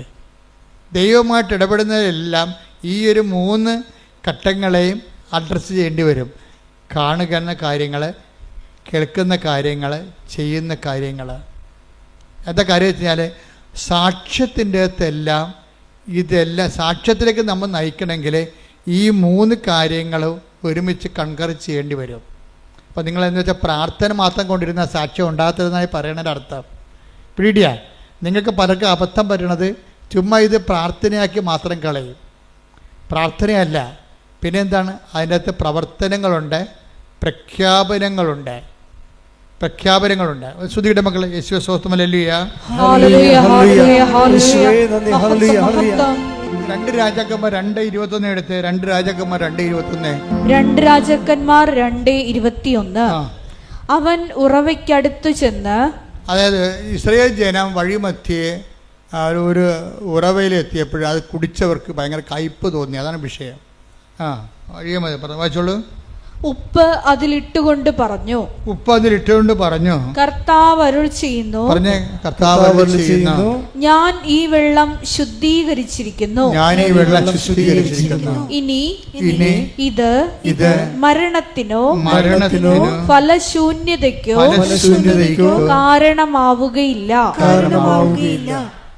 അതായത് ഉപ്പിട്ട് കഴിയുമ്പോൾ എന്ത് പറയും, ഉപ്പിടണത് എന്താണ്, പ്രയോഗമാണ്. ആ പ്രയോഗത്തിൽ തന്നെ പ്രഖ്യാപനം ഇരിപ്പുണ്ട്. എന്താണ്, ഒന്നുകൂടി വായിച്ചേ. അവൻ ഉറവയ്ക്ക് അടുത്ത് ചെന്ന്, വിഷം പിടിച്ച ഉറവയ്ക്ക് അടുത്ത് ചെന്നിട്ട്, വിഷമുള്ള ഉറവയ്ക്ക് അടുത്ത് ചെന്നിട്ട് അവൻ എന്ത് ചെയ്തു, ഉപ്പ് അതിലിട്ടുകൊണ്ട് പറഞ്ഞു, കർത്താവിന്റെ നാമത്തിൽ ഉപ്പിട്ടുകൊണ്ട് പറഞ്ഞു. എന്താണ്, കർത്താവ് അരുൾ ചെയ്യുന്നു, ഞാൻ ഈ വെള്ളം ശുദ്ധീകരിച്ചിരിക്കുന്നു. ഇനി ഇത് മരണത്തിനോ ഫലശൂന്യതയ്ക്കോ കാരണമാവുകയില്ല. അതായത് കർത്താവ് അരുളി ചെയ്യുന്നു, ഇതിന് മരണത്തിന് കാരണമാവുകയില്ല, ഫലശൂന്യതയ്ക്ക് കാരണമാവുകയില്ല എന്ന് പറഞ്ഞാൽ എന്താണ്, ഉപ്പ് ഇടണത് പ്രയോഗവും മരണത്തിന് കാരണമാവുകയില്ല എന്ന് പറയുന്നത് പ്രഖ്യാപനവുമാണ്, ദൈവത്തിലുള്ള പ്രഖ്യാപനവുമാണ്. ഇതുകൊണ്ടാണ് ചില ആൾക്കാർ പണ്ട് പല കാര്യങ്ങൾ ചെയ്യുമായിരുന്നു. പിന്നെ ആൾക്കാരത് ഓവറായിട്ട് ചെയ്യാൻ തുടങ്ങിയപ്പോഴാണ് ഞങ്ങൾ ഈ പത്രത്തിൻ്റെ കാര്യങ്ങളൊക്കെ ഒന്ന് സബ്സിഡാക്കി കളഞ്ഞത്. പക്ഷേ എന്നാലും ഉപ്പ് ഇപ്പോഴും ഇടുന്നുണ്ട് ആൾക്കാർ. മാവ് പൂത്തില്ലെന്ന് പറഞ്ഞു കഴിഞ്ഞാൽ ഉടനെ കൊണ്ടുപോയി അവർ ഉപ്പിട്ട് വിശ്വാസപ്രമാണം ചെല്ലും. ഇവിടെ ഞങ്ങളെ സംബന്ധിച്ചിടത്തോളം ഇവിടെ ഞങ്ങളെ തിരക്കാനോ പറയാനോ അന്വേഷിക്കാനോ ഞങ്ങളെ റെക്കമെൻഡ് ചെയ്യാനോ ആരുമില്ല എന്ന് പറഞ്ഞാൽ പരീക്ഷ ഹോളിലും ആൾക്കാർ കൊണ്ടുപോയി ഉപ്പ് പ്രയോഗിക്കും. എന്താ കാര്യം? കർത്താവ് അരുളി ചെയ്യുന്നു, എനിക്കിത് തോൽവിക്ക് കാരണമാകുകയില്ല. പ്രഖ്യാപനമാണത്. മനസ്സിലായില്ലേ? അപ്പോൾ ഇങ്ങനെ ദൈവമായി, പക്ഷെ അങ്ങനെ എപ്പോഴും നമ്മൾ ശ്രദ്ധിക്കേണ്ടത്, ദൈവമായിട്ട് നമ്മൾ അമീക്കബിൾ റിലേഷനിലേക്ക് വന്നു നമ്മൾ ദൈവമായിട്ട് ഒരു സംശയമില്ലാത്ത ഒരു ബന്ധം, സംശയമില്ലാത്ത എപ്പോഴും വരണത് ഉടമ്പടിക്ക് വേണ്ട വിശ്വാസം, സംശയമില്ലാത്ത വിശ്വാസം വരണം. പ്രീഡിയ, നിങ്ങൾക്ക് ഉടമ്പടിയിൽ ഈ പ്രഖ്യാപനം ഫലിക്കാത്തതിൻ്റെ കാരണം സംശയത്തിൻ്റെ കണ്ടൻ്റ് ഉള്ളത് കൊണ്ടാണ്. നിങ്ങൾ ഉപ്പൊക്കെ ഇടുകയെ, പക്ഷേ ചിലത് ഫലിക്കത്തില്ല. കാര്യം വെച്ച് കഴിഞ്ഞാൽ അതിൻ്റെ അകത്ത് സംശയത്തിൻ്റെ കണ്ടൻ്റ് ഉള്ളത് കൊണ്ടാണ്. അപ്പം അത് നിങ്ങൾ എപ്പോഴും ചെയ്യേണ്ട കാര്യം വെച്ചാൽ ഈ സംശയം നീക്കാൻ വേണ്ടി പ്രത്യേകം ആന്തരിക അഭിഷേകം, അനോയിൻറ്റഡ് ഫെയ്ത്ത് എന്ന് പറഞ്ഞൊരു ഫെയ്ത്തുണ്ട്. ബൈബിളിൽ വലിയ വിശ്വാസം എന്നൊക്കെ പറയും, പക്ഷേ അനോയിൻറ്റഡ് ഫെയ്ത്താണ്. എന്നുവെച്ചാൽ അതിൻ്റെ അകത്ത് 10% ഫെയ്ത്ത് ആയിരിക്കും. കണ്ടൻറ്റ് വൈസ് 100% ഫെയ്ത്ത് വിശ്വാസം തന്നെയായിരിക്കും. അതിൻ്റെ അകത്ത് സംശയം ഉണ്ടാകത്തില്ല. 10 ദിവസത്തിന് കുറച്ച് വിശ്വാസം ഉണ്ടെങ്കിലും പക്ഷെ പെട്ടെന്ന് കാലം നനഞ്ഞപ്പോൾ കാറ്റ് പിടിച്ചപ്പോൾ പുള്ളി താഴെ പോയില്ല, ടക്കോന്നും താഴെ പോയി. അപ്പോൾ കർത്താവ് എന്താ ചോദിക്കണത്? അല്പവിശ്വാസി. അതാണ് ചോദിക്കണത്. എന്താണ് കാര്യം? സംശയിച്ചത്. Take the word of God. അല്പവിശ്വാസി. മത്തായി 14:31. മത്തായി 14:31. ഉടനെ യേശു കൈനീട്ടി അവനെ പിടിച്ചുകൊണ്ട് പറഞ്ഞു, അല്പവിശ്വാസി, നീ സംശയിച്ചതെന്ത്? അല്പവിശ്വാസി, നീ സംശയിച്ചതെന്ത്? അപ്പം ഈ പ്രയോഗം നടത്തുന്നവരില്ലേ, കാശുരൂപത്തിൻ്റെ ഉപ്പിൻ്റെയും ഒക്കെ പ്രയോഗങ്ങൾ നടത്തുന്നവർ എപ്പോഴും ശ്രദ്ധിക്കേണ്ടത്, നിങ്ങൾ അതൊക്കെ ചെയ്യുന്നതിന് മുമ്പ് വിശ്വാസത്തിൻ്റെ അകത്ത് ആ വിശ്വാസം കണ്ടന്റ് അല്പം മാത്രമുള്ള വിശ്വാസമുണ്ട്. ബാക്കിയുള്ളതെല്ലാം എന്താണ്? അല്പവിശ്വാസം എന്ന് പറഞ്ഞാൽ അർത്ഥം എന്താണ്? അല്പം മാത്രം വിശ്വാസം, ബാക്കിയുള്ളത് എന്താണ്? സംശയം. അതാണ് വിഷയം. അതാണ് അല്പവിശ്വാസി, നീ സംശയിച്ചത് എന്ത്? അപ്പോൾ വിശ്വാസമുണ്ട്, പക്ഷേ ഒരു 30% 50% വിശ്വാസമുണ്ട്. പക്ഷേ 50% എന്താ ഉള്ളത്? സംശയമാണ്. ഇന്നലെ വേറെ ഒരു ലേഡി ഒരു സാക്ഷ്യം പറഞ്ഞിട്ടുണ്ട്. എന്ന് വെച്ച് കഴിഞ്ഞാൽ അവരുടെ സാക്ഷ്യം ജിസ്മി മേരി റെജി എന്നുള്ള ഒരു മോള് സാക്ഷ്യം വെച്ചിട്ടുണ്ട്. അവളുടെ സാക്ഷ്യത്തിന് തോന്നിയിരിക്കുന്നത്, അവൾ പഠിച്ചത് സൈക്കോളജിയാണ്. പക്ഷെ ഒരു നിമിഷം ഉടമ്പടി എടുത്ത് കഴിഞ്ഞപ്പോൾ അവളുടെ അമ്മ ഉടമ്പടിയിലാണ്. പക്ഷേ സൈക്കോളജിയുടെ ഉപരിപഠനം എടുത്ത് ഡോക്ടറേറ്റ് എടുത്തിട്ട് കോളേജൊക്കെ പഠിപ്പിക്കുക, അല്ലെങ്കിൽ ആ മേഖലയിൽ കൗൺസിലിംഗ് ഒക്കെ ആയിട്ട് പോവുക എന്നുള്ള ഉദ്ദേശമാണ് ഇവിടെ പണ്ട് മുതലെയുള്ള ഇവളുടെ ഒരു ആഗ്രഹമാണ്. പക്ഷേ കുറച്ച് കഴിഞ്ഞപ്പോൾ ഇവൾക്ക് ഒരു പെർപ്ലക്ഷൻ ഉണ്ടായി. എന്ന് വെച്ച് കഴിഞ്ഞാൽ, ഞാനിത് കൊണ്ട് ഗതി പിടിക്കുമോ, എൻ്റെ കുടുംബത്തിലെ കടങ്ങളെ പരിഹരിക്കാൻ പറ്റുമോ എന്നൊക്കെ പറഞ്ഞ് അവൾക്ക് ഡൗട്ടായി കഴിഞ്ഞപ്പോൾ അവൾക്ക് പെട്ടെന്ന് ഇവൾ തീരുമാനം എടുത്ത് പറഞ്ഞ് നേഴ്സിംഗ് മറ്റേ പഠിക്കാമെന്ന് പറഞ്ഞു. അപ്പോൾ അമ്മയെ വിളിച്ചപ്പോൾ അമ്മയ്ക്ക് ഭയങ്കര സന്തോഷം. കാര്യം ഇവൾ സൈക്കോളജി എന്ന് പറഞ്ഞാൽ കെട്ടിച്ചാടിയ കാരണം അമ്മ പിന്നെ ഭയങ്കര സങ്കടപ്പെട്ട് ജീവിക്കുകയാണ്. അവൾ ഇസ്രയേലിലാണെങ്കിലും ഈ മകളുടെ പഠനത്തിൽ അവൾക്ക് അത്രയ്ക്ക് അവളുടെ ഒരു കപ്പാസിറ്റി, സൈക്കോളജിക്ക് എടുക്കുന്നവർക്ക് വേറെ ഒരു കലിബറല്ലേ, വേറെ കപ്പാസിറ്റിയാണ്. ആ ഒരു കപ്പാസിറ്റി ഇവർക്ക് ഇല്ലല്ലോ എന്ന് എന്തോ അവർക്കൊരു അസ്വസ്ഥത. പക്ഷേ ഇവിടെ നേഴ്സിംഗ് എന്ന് പറഞ്ഞപ്പോൾ അമ്മയ്ക്ക് ഇഷ്ടം. അപ്പോൾ അമ്മ പറഞ്ഞു, അങ്ങനെയാണെങ്കിൽ ആസ്ട്രേലിയയിൽ പോയി മകളെ എന്ന് പറഞ്ഞു. ആസ്ട്രേലിയയിൽ പോകാൻ പറഞ്ഞു. അപ്പോൾ ആസ്ട്രേലിയയിൽ പോകാൻ നേരത്തെ ഇവളുടെ CV മാർക്ക് ലിസ്റ്റ് അയച്ചു കൊടുത്തു. പക്ഷേ ആദ്യമൊക്കെ ഇവൾ വിചാരിച്ച കോളേജിൽ കിട്ടാൻ വേണ്ടി ഇവൾ ഉടമ്പടി എടുത്തിട്ടുണ്ട്. പക്ഷേ ആ കോളേജിൽ കിട്ടണില്ല. പക്ഷേ പെട്ടെന്ന് ഈ ഉടമ്പടി എടുത്ത് പ്രെയർ തുടങ്ങിയപ്പോൾ തന്നെ ആസ്ട്രേലിയയിൽ നിന്ന് ഇവൾ പറഞ്ഞ കോളേജിൽ നിന്ന് ഇവർക്ക് ഒരു ഓഫർ ലെറ്റർ വന്ന് അത് ഓക്കെ ആയി. പിന്നെ ബാങ്ക് ലോണും ഒക്കെ ഓക്കെ ആയി. പെട്ടെന്ന് ഒക്കെ ആയി കഴിഞ്ഞപ്പോൾ ഇവൾക്ക് പറയണ, ഓ അത് എൻ്റെ നല്ല മാർക്കാണ്, അപ്പോൾ എനിക്കെൻ്റെ നല്ല മാർക്കുള്ളത് കൊണ്ടാണ് എനിക്ക് ആദ്യം യേശുവേ സ്തോത്രം എന്നൊക്കെ പറഞ്ഞെങ്കിലും പിന്നീട് ഇവിടെ കളം മാറി. അങ്ങനെയാണല്ലോ ഈ പല ആൾക്കാർക്കും സംഭവിക്കുന്നത്. എന്ന് വെച്ച് കഴിഞ്ഞാൽ ഇവരിങ്ങനെ യേശുവേ സ്തോത്രം എന്നൊക്കെ പറയുന്നുണ്ടെങ്കിലും ഇവരുടെ അടിമനസ്സിൽ ഇവർ പറയും ഇത് എൻ്റെ കഴിവ് കൊണ്ടാണെന്ന് പറയും. ഇവർക്ക് അങ്ങനെ സംഭവിച്ചിരുന്നില്ല. ആരാണത്? അവളുടെ, അതായത് ജുസ്മേരിക്ക് എന്താ പറയണത്? ഓ ഇത് എൻ്റെ മാർക്ക് ഹൈ മാർക്കല്ലേ, എബവ് 90 മാർക്കുണ്ട്, എബവ് 90% മാർക്കുണ്ട്. അപ്പോൾ എൻ്റെ മാർക്ക് കണ്ടിട്ട് അവർ മലന്ന് പോയി കാണും, അതുകൊണ്ടാണ് എനിക്ക് അഡ്മിഷൻ കിട്ടിയെന്ന് പറയുമ്പോൾ എന്ത് പറ്റി? ദൈവം ചെയ്ത് ദൈവം ഞൊട്ടി. കണ്ടാ സംഭവം? കണ്ടാ? അപ്പോൾ ഇങ്ങനെ ഉള്ളിലിരിപ്പ് ചില ആൾക്കാർക്കുണ്ട്. ഉള്ളിലിരിപ്പ് നിങ്ങൾ പുറത്ത് ഇങ്ങനെ പ്രാർത്ഥിക്കുമെങ്കിലും നിങ്ങളുടെ ഉള്ളിലിരിപ്പ് നിങ്ങളുടെ കേമത്വം കൊണ്ടാണ് എന്ന് നിങ്ങൾക്ക് തോന്നിയാൽ, അപ്പം നിങ്ങൾക്ക് ചെറുക്കനെ കിട്ടി, ഒരു കല്യാണ പെണ്ണിനെ കിട്ടി, അതൊക്കെ എൻ്റെ കഴിവും എൻ്റെ സർവീസും എൻ്റെ ശമ്പളവും എൻ്റെ സൗന്ദര്യം കൊണ്ടാണെന്നൊക്കെ പറഞ്ഞ് കുറച്ച് ഉള്ളിൽ നിങ്ങൾ അങ്ങനെ ധരിക്കും. അതോടുകൂടി ഒരു തീരുമാനം ഉണ്ടാകും. എന്താ കാര്യം? പിന്നെ ഈ പേപ്പർ ഡീഡ്ക്ക് ദൈവം വഴി മഷിയിട്ടൊക്കെ കാണത്തില്ല. എന്താ കാര്യം? ദൈവത്തിനറിയാം നീ എന്ത് അഭ്യാസം ദൈവത്തെ വെച്ച് നേടിയാലും കുറച്ച് കഴിയുമ്പോൾ അതെല്ലാം നിൻ്റെ ക്രെഡിറ്റിലേക്ക് നീ കൊണ്ടുവരുമെന്ന്. മനസ്സിലായി? ഇത് ഈ ഉടമ്പടിയിൽ ഏറ്റവും വരാൻ പോകുന്നൊരു അപകടമാണത്. നിങ്ങളെ ഒരു വിശ്വാസം നിന്ന് കഴിഞ്ഞാൽ എല്ലാ കാലത്തും ആ വിശ്വാസം കീപ്പ് ചെയ്യണം. അല്ലെങ്കിൽ 6 മാസം കഴിയുമ്പോൾ പണ്ട് കുറുക്കൻ നീലച്ചായത്ത് വീണ പോലെ മഴ പെയ്ത് കഴിയുമ്പോൾ ഭഗവാൻ ലക്ഷണം മാറി, പഴയ കുറുക്കനായി വരും. ആദ്യം കൃഷ്ണനാണെന്നൊക്കെ പറഞ്ഞിരിക്കുകയായിരുന്നു, നീലച്ചായത്ത് വീണാണേ. പക്ഷെ പെട്ടെന്ന് മഴ പെയ്യുമെന്ന് ഓർത്തില്ല.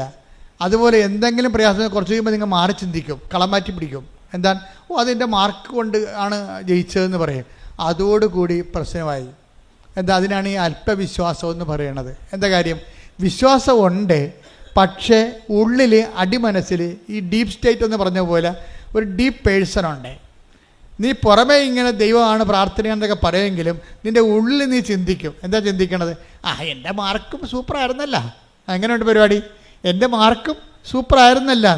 ഇങ്ങനെ ഒരു സമയത്ത് ചിന്തിച്ചാൽ പിന്നെ ഒരിക്കലും നിനക്ക് അനുദപിക്കാതെ ഇനി ദൈവത്തിലേക്ക് വരാൻ പറ്റത്തില്ല. കാര്യം എന്താണ്? നീ ദൈവത്തിന് പിടികൊടുത്തു. ഒന്നാമത്തെ ലോക ഇഡിയറ്റാണ് നീ. ബസ്റ്റാണെന്ന് വിളിക്കാത്തത് ബലിപീഠമായതുകൊണ്ടാണ് വിളിക്കാത്തത്. എന്നുവെച്ചാൽ പ്രശ്നം വെച്ച് കഴിഞ്ഞാൽ ലോക ഇഡിയറ്റാണ്. എന്താ കാര്യം വെച്ച് കഴിഞ്ഞാൽ നിനക്ക് കിട്ടിയ അനുഗ്രഹങ്ങൾ ഏതെങ്കിലും ഒരു സാഹചര്യത്തിൽ കൂട്ടുകാരാ വല്ലതൊക്കെ വായി നോക്കിക്കളാ പറഞ്ഞു കഴിഞ്ഞാൽ ഉടനെ നീ കളം മാറി ചവിട്ടും. അതെൻ്റെ കഴിവ് കൊണ്ടാണ്. പിന്നെ പ്രാർത്ഥന, നിൻ്റെ കഴിവില്ലേ, നിനക്ക് ഇത്രയും മാർക്ക് ആർക്കുണ്ട് എന്നൊക്കെ ചോദിച്ചു കഴിയുമ്പോൾ നീ ഫ്ലാറ്റാവും അതോടുകൂടി. പക്ഷേ ഇവള് ഇങ്ങനെ പറഞ്ഞ് വിശ്വാസത്തിൽ അപ്പം ഡൗൺ ആയി കഴിഞ്ഞപ്പോൾ വേറൊരു കൂട്ടുകാരത്തെ കണ്ട്. അപ്പോൾ പറഞ്ഞു, എടി നീ നിൻ്റെ കാര്യം എന്തായി? എനിക്ക് അസ്റ്റലി ഇന്ന കോളേജിൽ കിട്ടി. അയ്യോ കിട്ടിയാ? എങ്ങനെ കിട്ടി? എപ്പോൾ കിട്ടി? ഇന്നലെ കിട്ടി. ഇന്നലെ കിട്ടിയാ? ഇന്നലെ കിട്ടി? എന്താണ്? ഇല്ല കിട്ടിയില്ല എനിക്ക് കിട്ടിയല്ല. അത് പേപ്പർ കാണിച്ച്. അപ്പോൾ ഇവർ തലക്കൈ വെക്കണം. എന്താ പ്രശ്നം വെച്ചാൽ കഴിഞ്ഞ ആഴ്ചയിൽ അഡ്മിഷൻ ക്ലോസ് ചെയ്തായിരുന്നു ആ കോളേജിൽ. ഇവർക്ക് പണി കിട്ടണ വരെ കണ്ടില്ലേ? ദൈവം വിടത്തില്ല, നിന്നെ പുറകെ നടക്കുകയാണ് ഈ പിശാചിൻ്റെ പുറകെ. എന്താ കാര്യം? നീ നിൻ്റെ കഴിവ് കൊണ്ടാണ്, മാർക്ക് കിട്ടിയത് കൊണ്ടാണ് അവിടെ ജയിച്ചതെന്ന് പറഞ്ഞു പോയില്ലേ? അപ്പോൾ ഇനി നിന്നെ കറക്റ്റ് കാര്യം പറഞ്ഞു തരേണ്ട ദൈവത്തിന് ചുമതലയല്ലേ? അപ്പോൾ ഒരു കൂട്ടുകാരത്തെ വിട്ടിരിക്കുകയാണ്. കൂട്ടുകാരത്തെ വിട്ടിയപ്പോൾ അപ്പോൾ കഴിഞ്ഞ ആഴ്ചയിൽ അത് പൂർത്തിയതാണ്, അവിടുത്തെ അഡ്മിഷൻ ക്ലോസ് ചെയ്തതാണ്. പിന്നെ എനിക്ക് ഇന്നലെ കിട്ടി. അപ്പോഴാണ് ഇവർക്ക് വിഷമമായി, അനുതാപമായത്. ആ അനുതാപം എന്നെ വഴി കണ്ടില്ലേ? അനുതാപം അനുഭവത്തിൻ്റെ വരത്തുള്ളൂ. അപ്പോൾ അനുതാപം വന്നു. അപ്പോൾ അവൾ സോറി പറഞ്ഞു. അവൻ സാക്ഷ്യം ഉടനെ പറഞ്ഞു. സാക്ഷ്യം പറയരുതെന്നും പറഞ്ഞാൽ ഉടമ്പടി എടുത്തത്. പക്ഷേ ഇപ്പോൾ അവൾ സാക്ഷ്യം പറഞ്ഞു. എന്താ കാര്യം?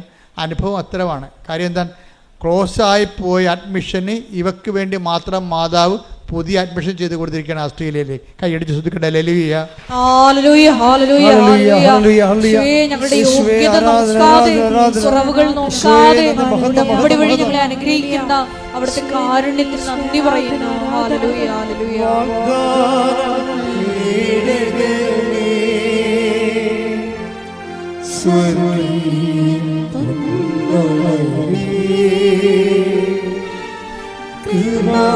കൃപാസനത്തിൻ്റെ അമ്മേ,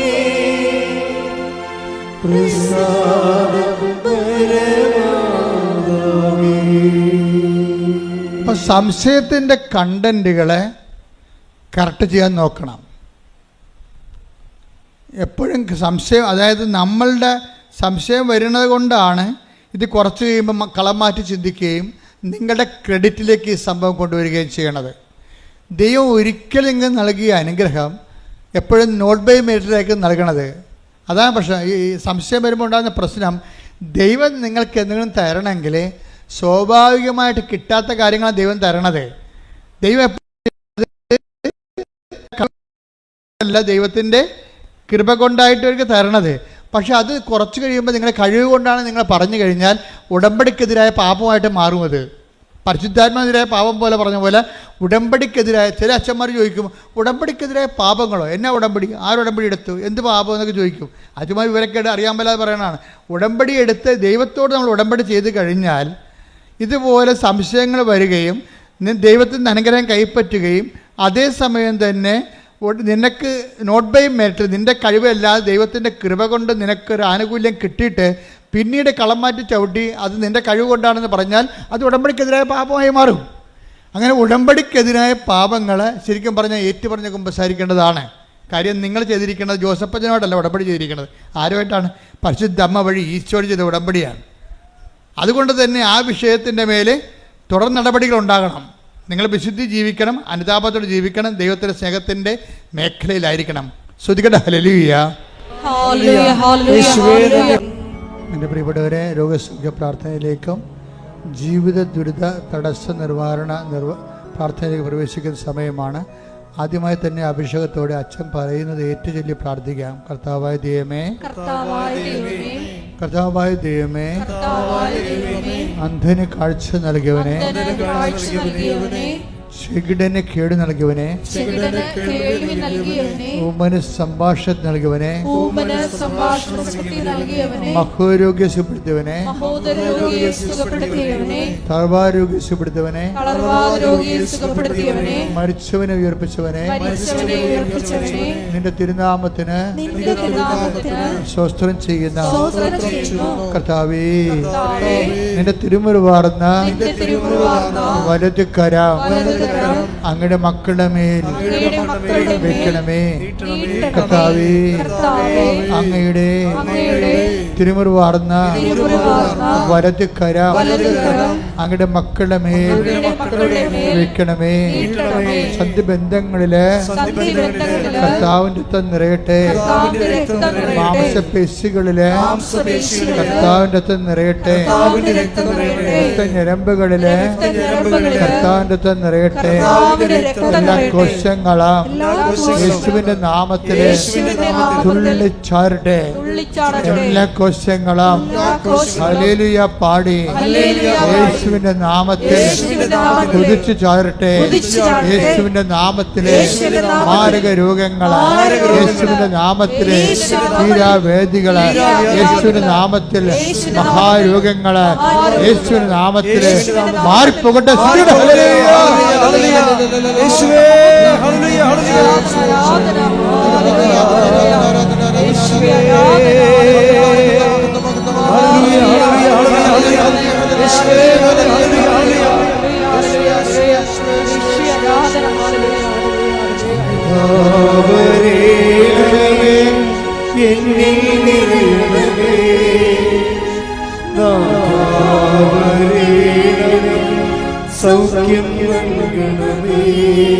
എൻ്റെ മക്കളെ, സമാധാനമില്ലാത്ത കുടുംബങ്ങള്, വീടില്ലാത്തവര്, വഴിയില്ലാത്തവര്, ജപ്തി നടപടിയിൽ അകപ്പെട്ടു പോയിരിക്കുന്നവര്, സാമ്പത്തിക ബാധ്യതയുള്ളവര്, ജീവിതമാർഗം മുട്ടിപ്പോയവര്, കുഞ്ഞുങ്ങളെക്കുറിച്ച് അവലാതിയും വേവലാതിയും ഉള്ളവര്, കുഞ്ഞുങ്ങളുടെ ദുർഘടമായ ദുരന്തപൂർണമായ ചില ബന്ധങ്ങളും ചില അവസ്ഥകളും കൊണ്ട് വേദനിക്കുന്ന മാതാപിതാക്കന്മാർ, ഭാര്യഭർത്താക്കന്മാർ തമ്മിൽ വേർപിരിഞ്ഞ് ജീവിക്കുന്നവർ, ഒരുമിച്ച് ജീവിക്കാൻ ആഗ്രഹിക്കുന്നവർ, ജോലിക്ക് വേണ്ടി പരിശ്രമിക്കുന്നവർ, ജോലി നഷ്ടപ്പെട്ടിട്ട് അടുത്ത ജോലിക്ക് വേണ്ടി പരിശ്രമിക്കുന്നവരും, അതുപോലെ തന്നെ ജോലി ഇല്ലാത്തവരും, അതുപോലെ തന്നെ പലതരത്തിലുള്ള കുടുംബത്തിൻ്റെ പ്രാരാബ്ധങ്ങൾ, വിവാഹം ഒത്തുവരാത്തവർ, മക്കളില്ലാത്തവർ, ഇതുപോലെ വിദേശപരമായ ജോലിക്ക് വേണ്ടി ശ്രമിക്കുന്നവരും, മറ്റു തരത്തിലുള്ള ജോലികൾക്ക് വേണ്ടി ഉദ്യമിക്കുന്നവർ ഉദ്യമങ്ങൾ പരാജയപ്പെട്ടതും നിരാശകളും നീറ്റലുമായി അനുഭവിക്കുന്നവർ, അങ്ങനെ വ്യത്യസ്തങ്ങളായ ഭീഷണികൾ,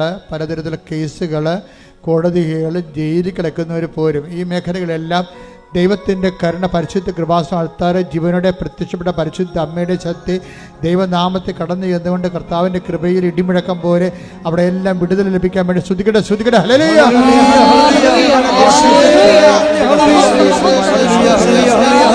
അധികാരത്തിൽ അടയാളത്തിൽ ദൈവത്തിൻ്റെ ശക്തിയാൽ, ദൈവത്തിൻ്റെ ശക്തി ജീവിത ദുരിതങ്ങൾ, ജീവിത തടസ്സങ്ങൾ, മാർഗ തടസ്സങ്ങൾ യേശുവിൻ നാമത്തിൽ, യേശുവിൻ നാമത്തിൽ മാറിപ്പോകട്ടെ, മാറിപ്പോകട്ടെ. ശ്രുതിക്കട്ടെ, ശ്രുതിക്കട്ടെ.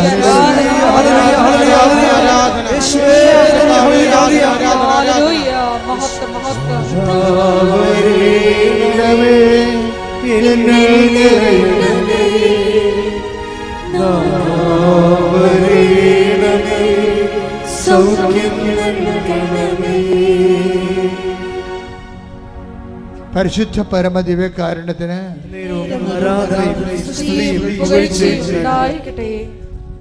എൻ്റെ പ്രിയപ്പെട്ടവരെ, വ്യക്തിപരമായ ആവശ്യങ്ങൾക്ക് വേണ്ടി പ്രാർത്ഥിക്കാനായി മുട്ടേ നിൽക്കുക.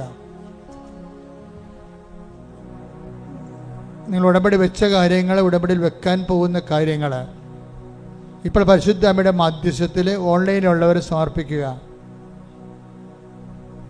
പരിശുദ്ധ അമ്മയുടെ മാധ്യസ്ഥ ഈശോയ്ക്ക് ഏൽപ്പിക്കുക.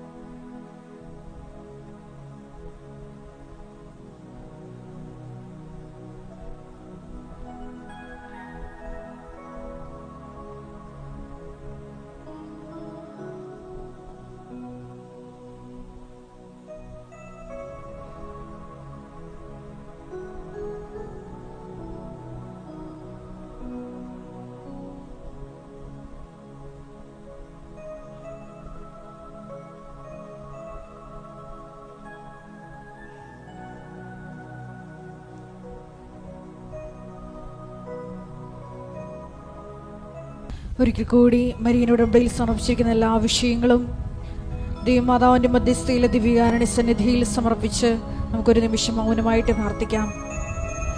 ഈശോയെ, ആദ്യ സ്നേഹത്തിലേക്ക് തിരിച്ചു പോകുവാൻ, അനുതാപം നിറയുന്ന മനസ്സുമായി നിന്നിലേക്ക് തിരിച്ചു വരുവാൻ ഈശോയെ ഞങ്ങൾക്കൊരു അവസരം നൽകണമേ എന്ന് പ്രാർത്ഥിക്കുന്നു. ഈശോയെ, പശ്ചാത്തപിക്കാൻ നീ ഞങ്ങൾക്ക് തന്ന അവസരങ്ങളെ നഷ്ടപ്പെടുത്തിയതിന് മാപ്പ് ചോദിക്കുന്നു.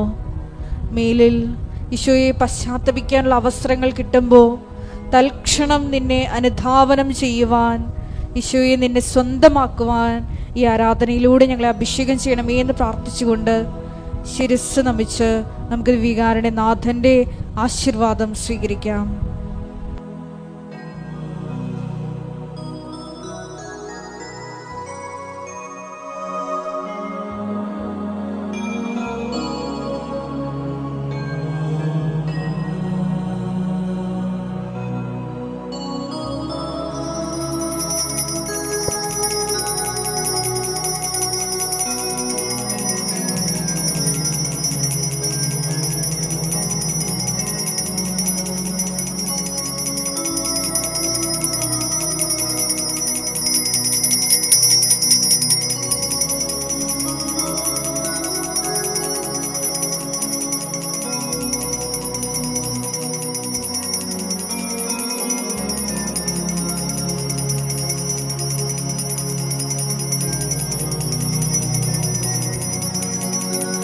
പരിശുദ്ധ പരമമാ ദിവ്യകാരുണ്യമേ, എന്നുമെന്നും അങ്ങേക്ക് ആരാധന. പരിശുദ്ധ പരമമാ ദിവ്യകാരുണ്യമേ, എന്നുമെന്നും അങ്ങേക്ക് ആരാധന. പരിശുദ്ധ പരമമാ ദിവ്യകാരുണ്യമേ, എന്നുമെന്നും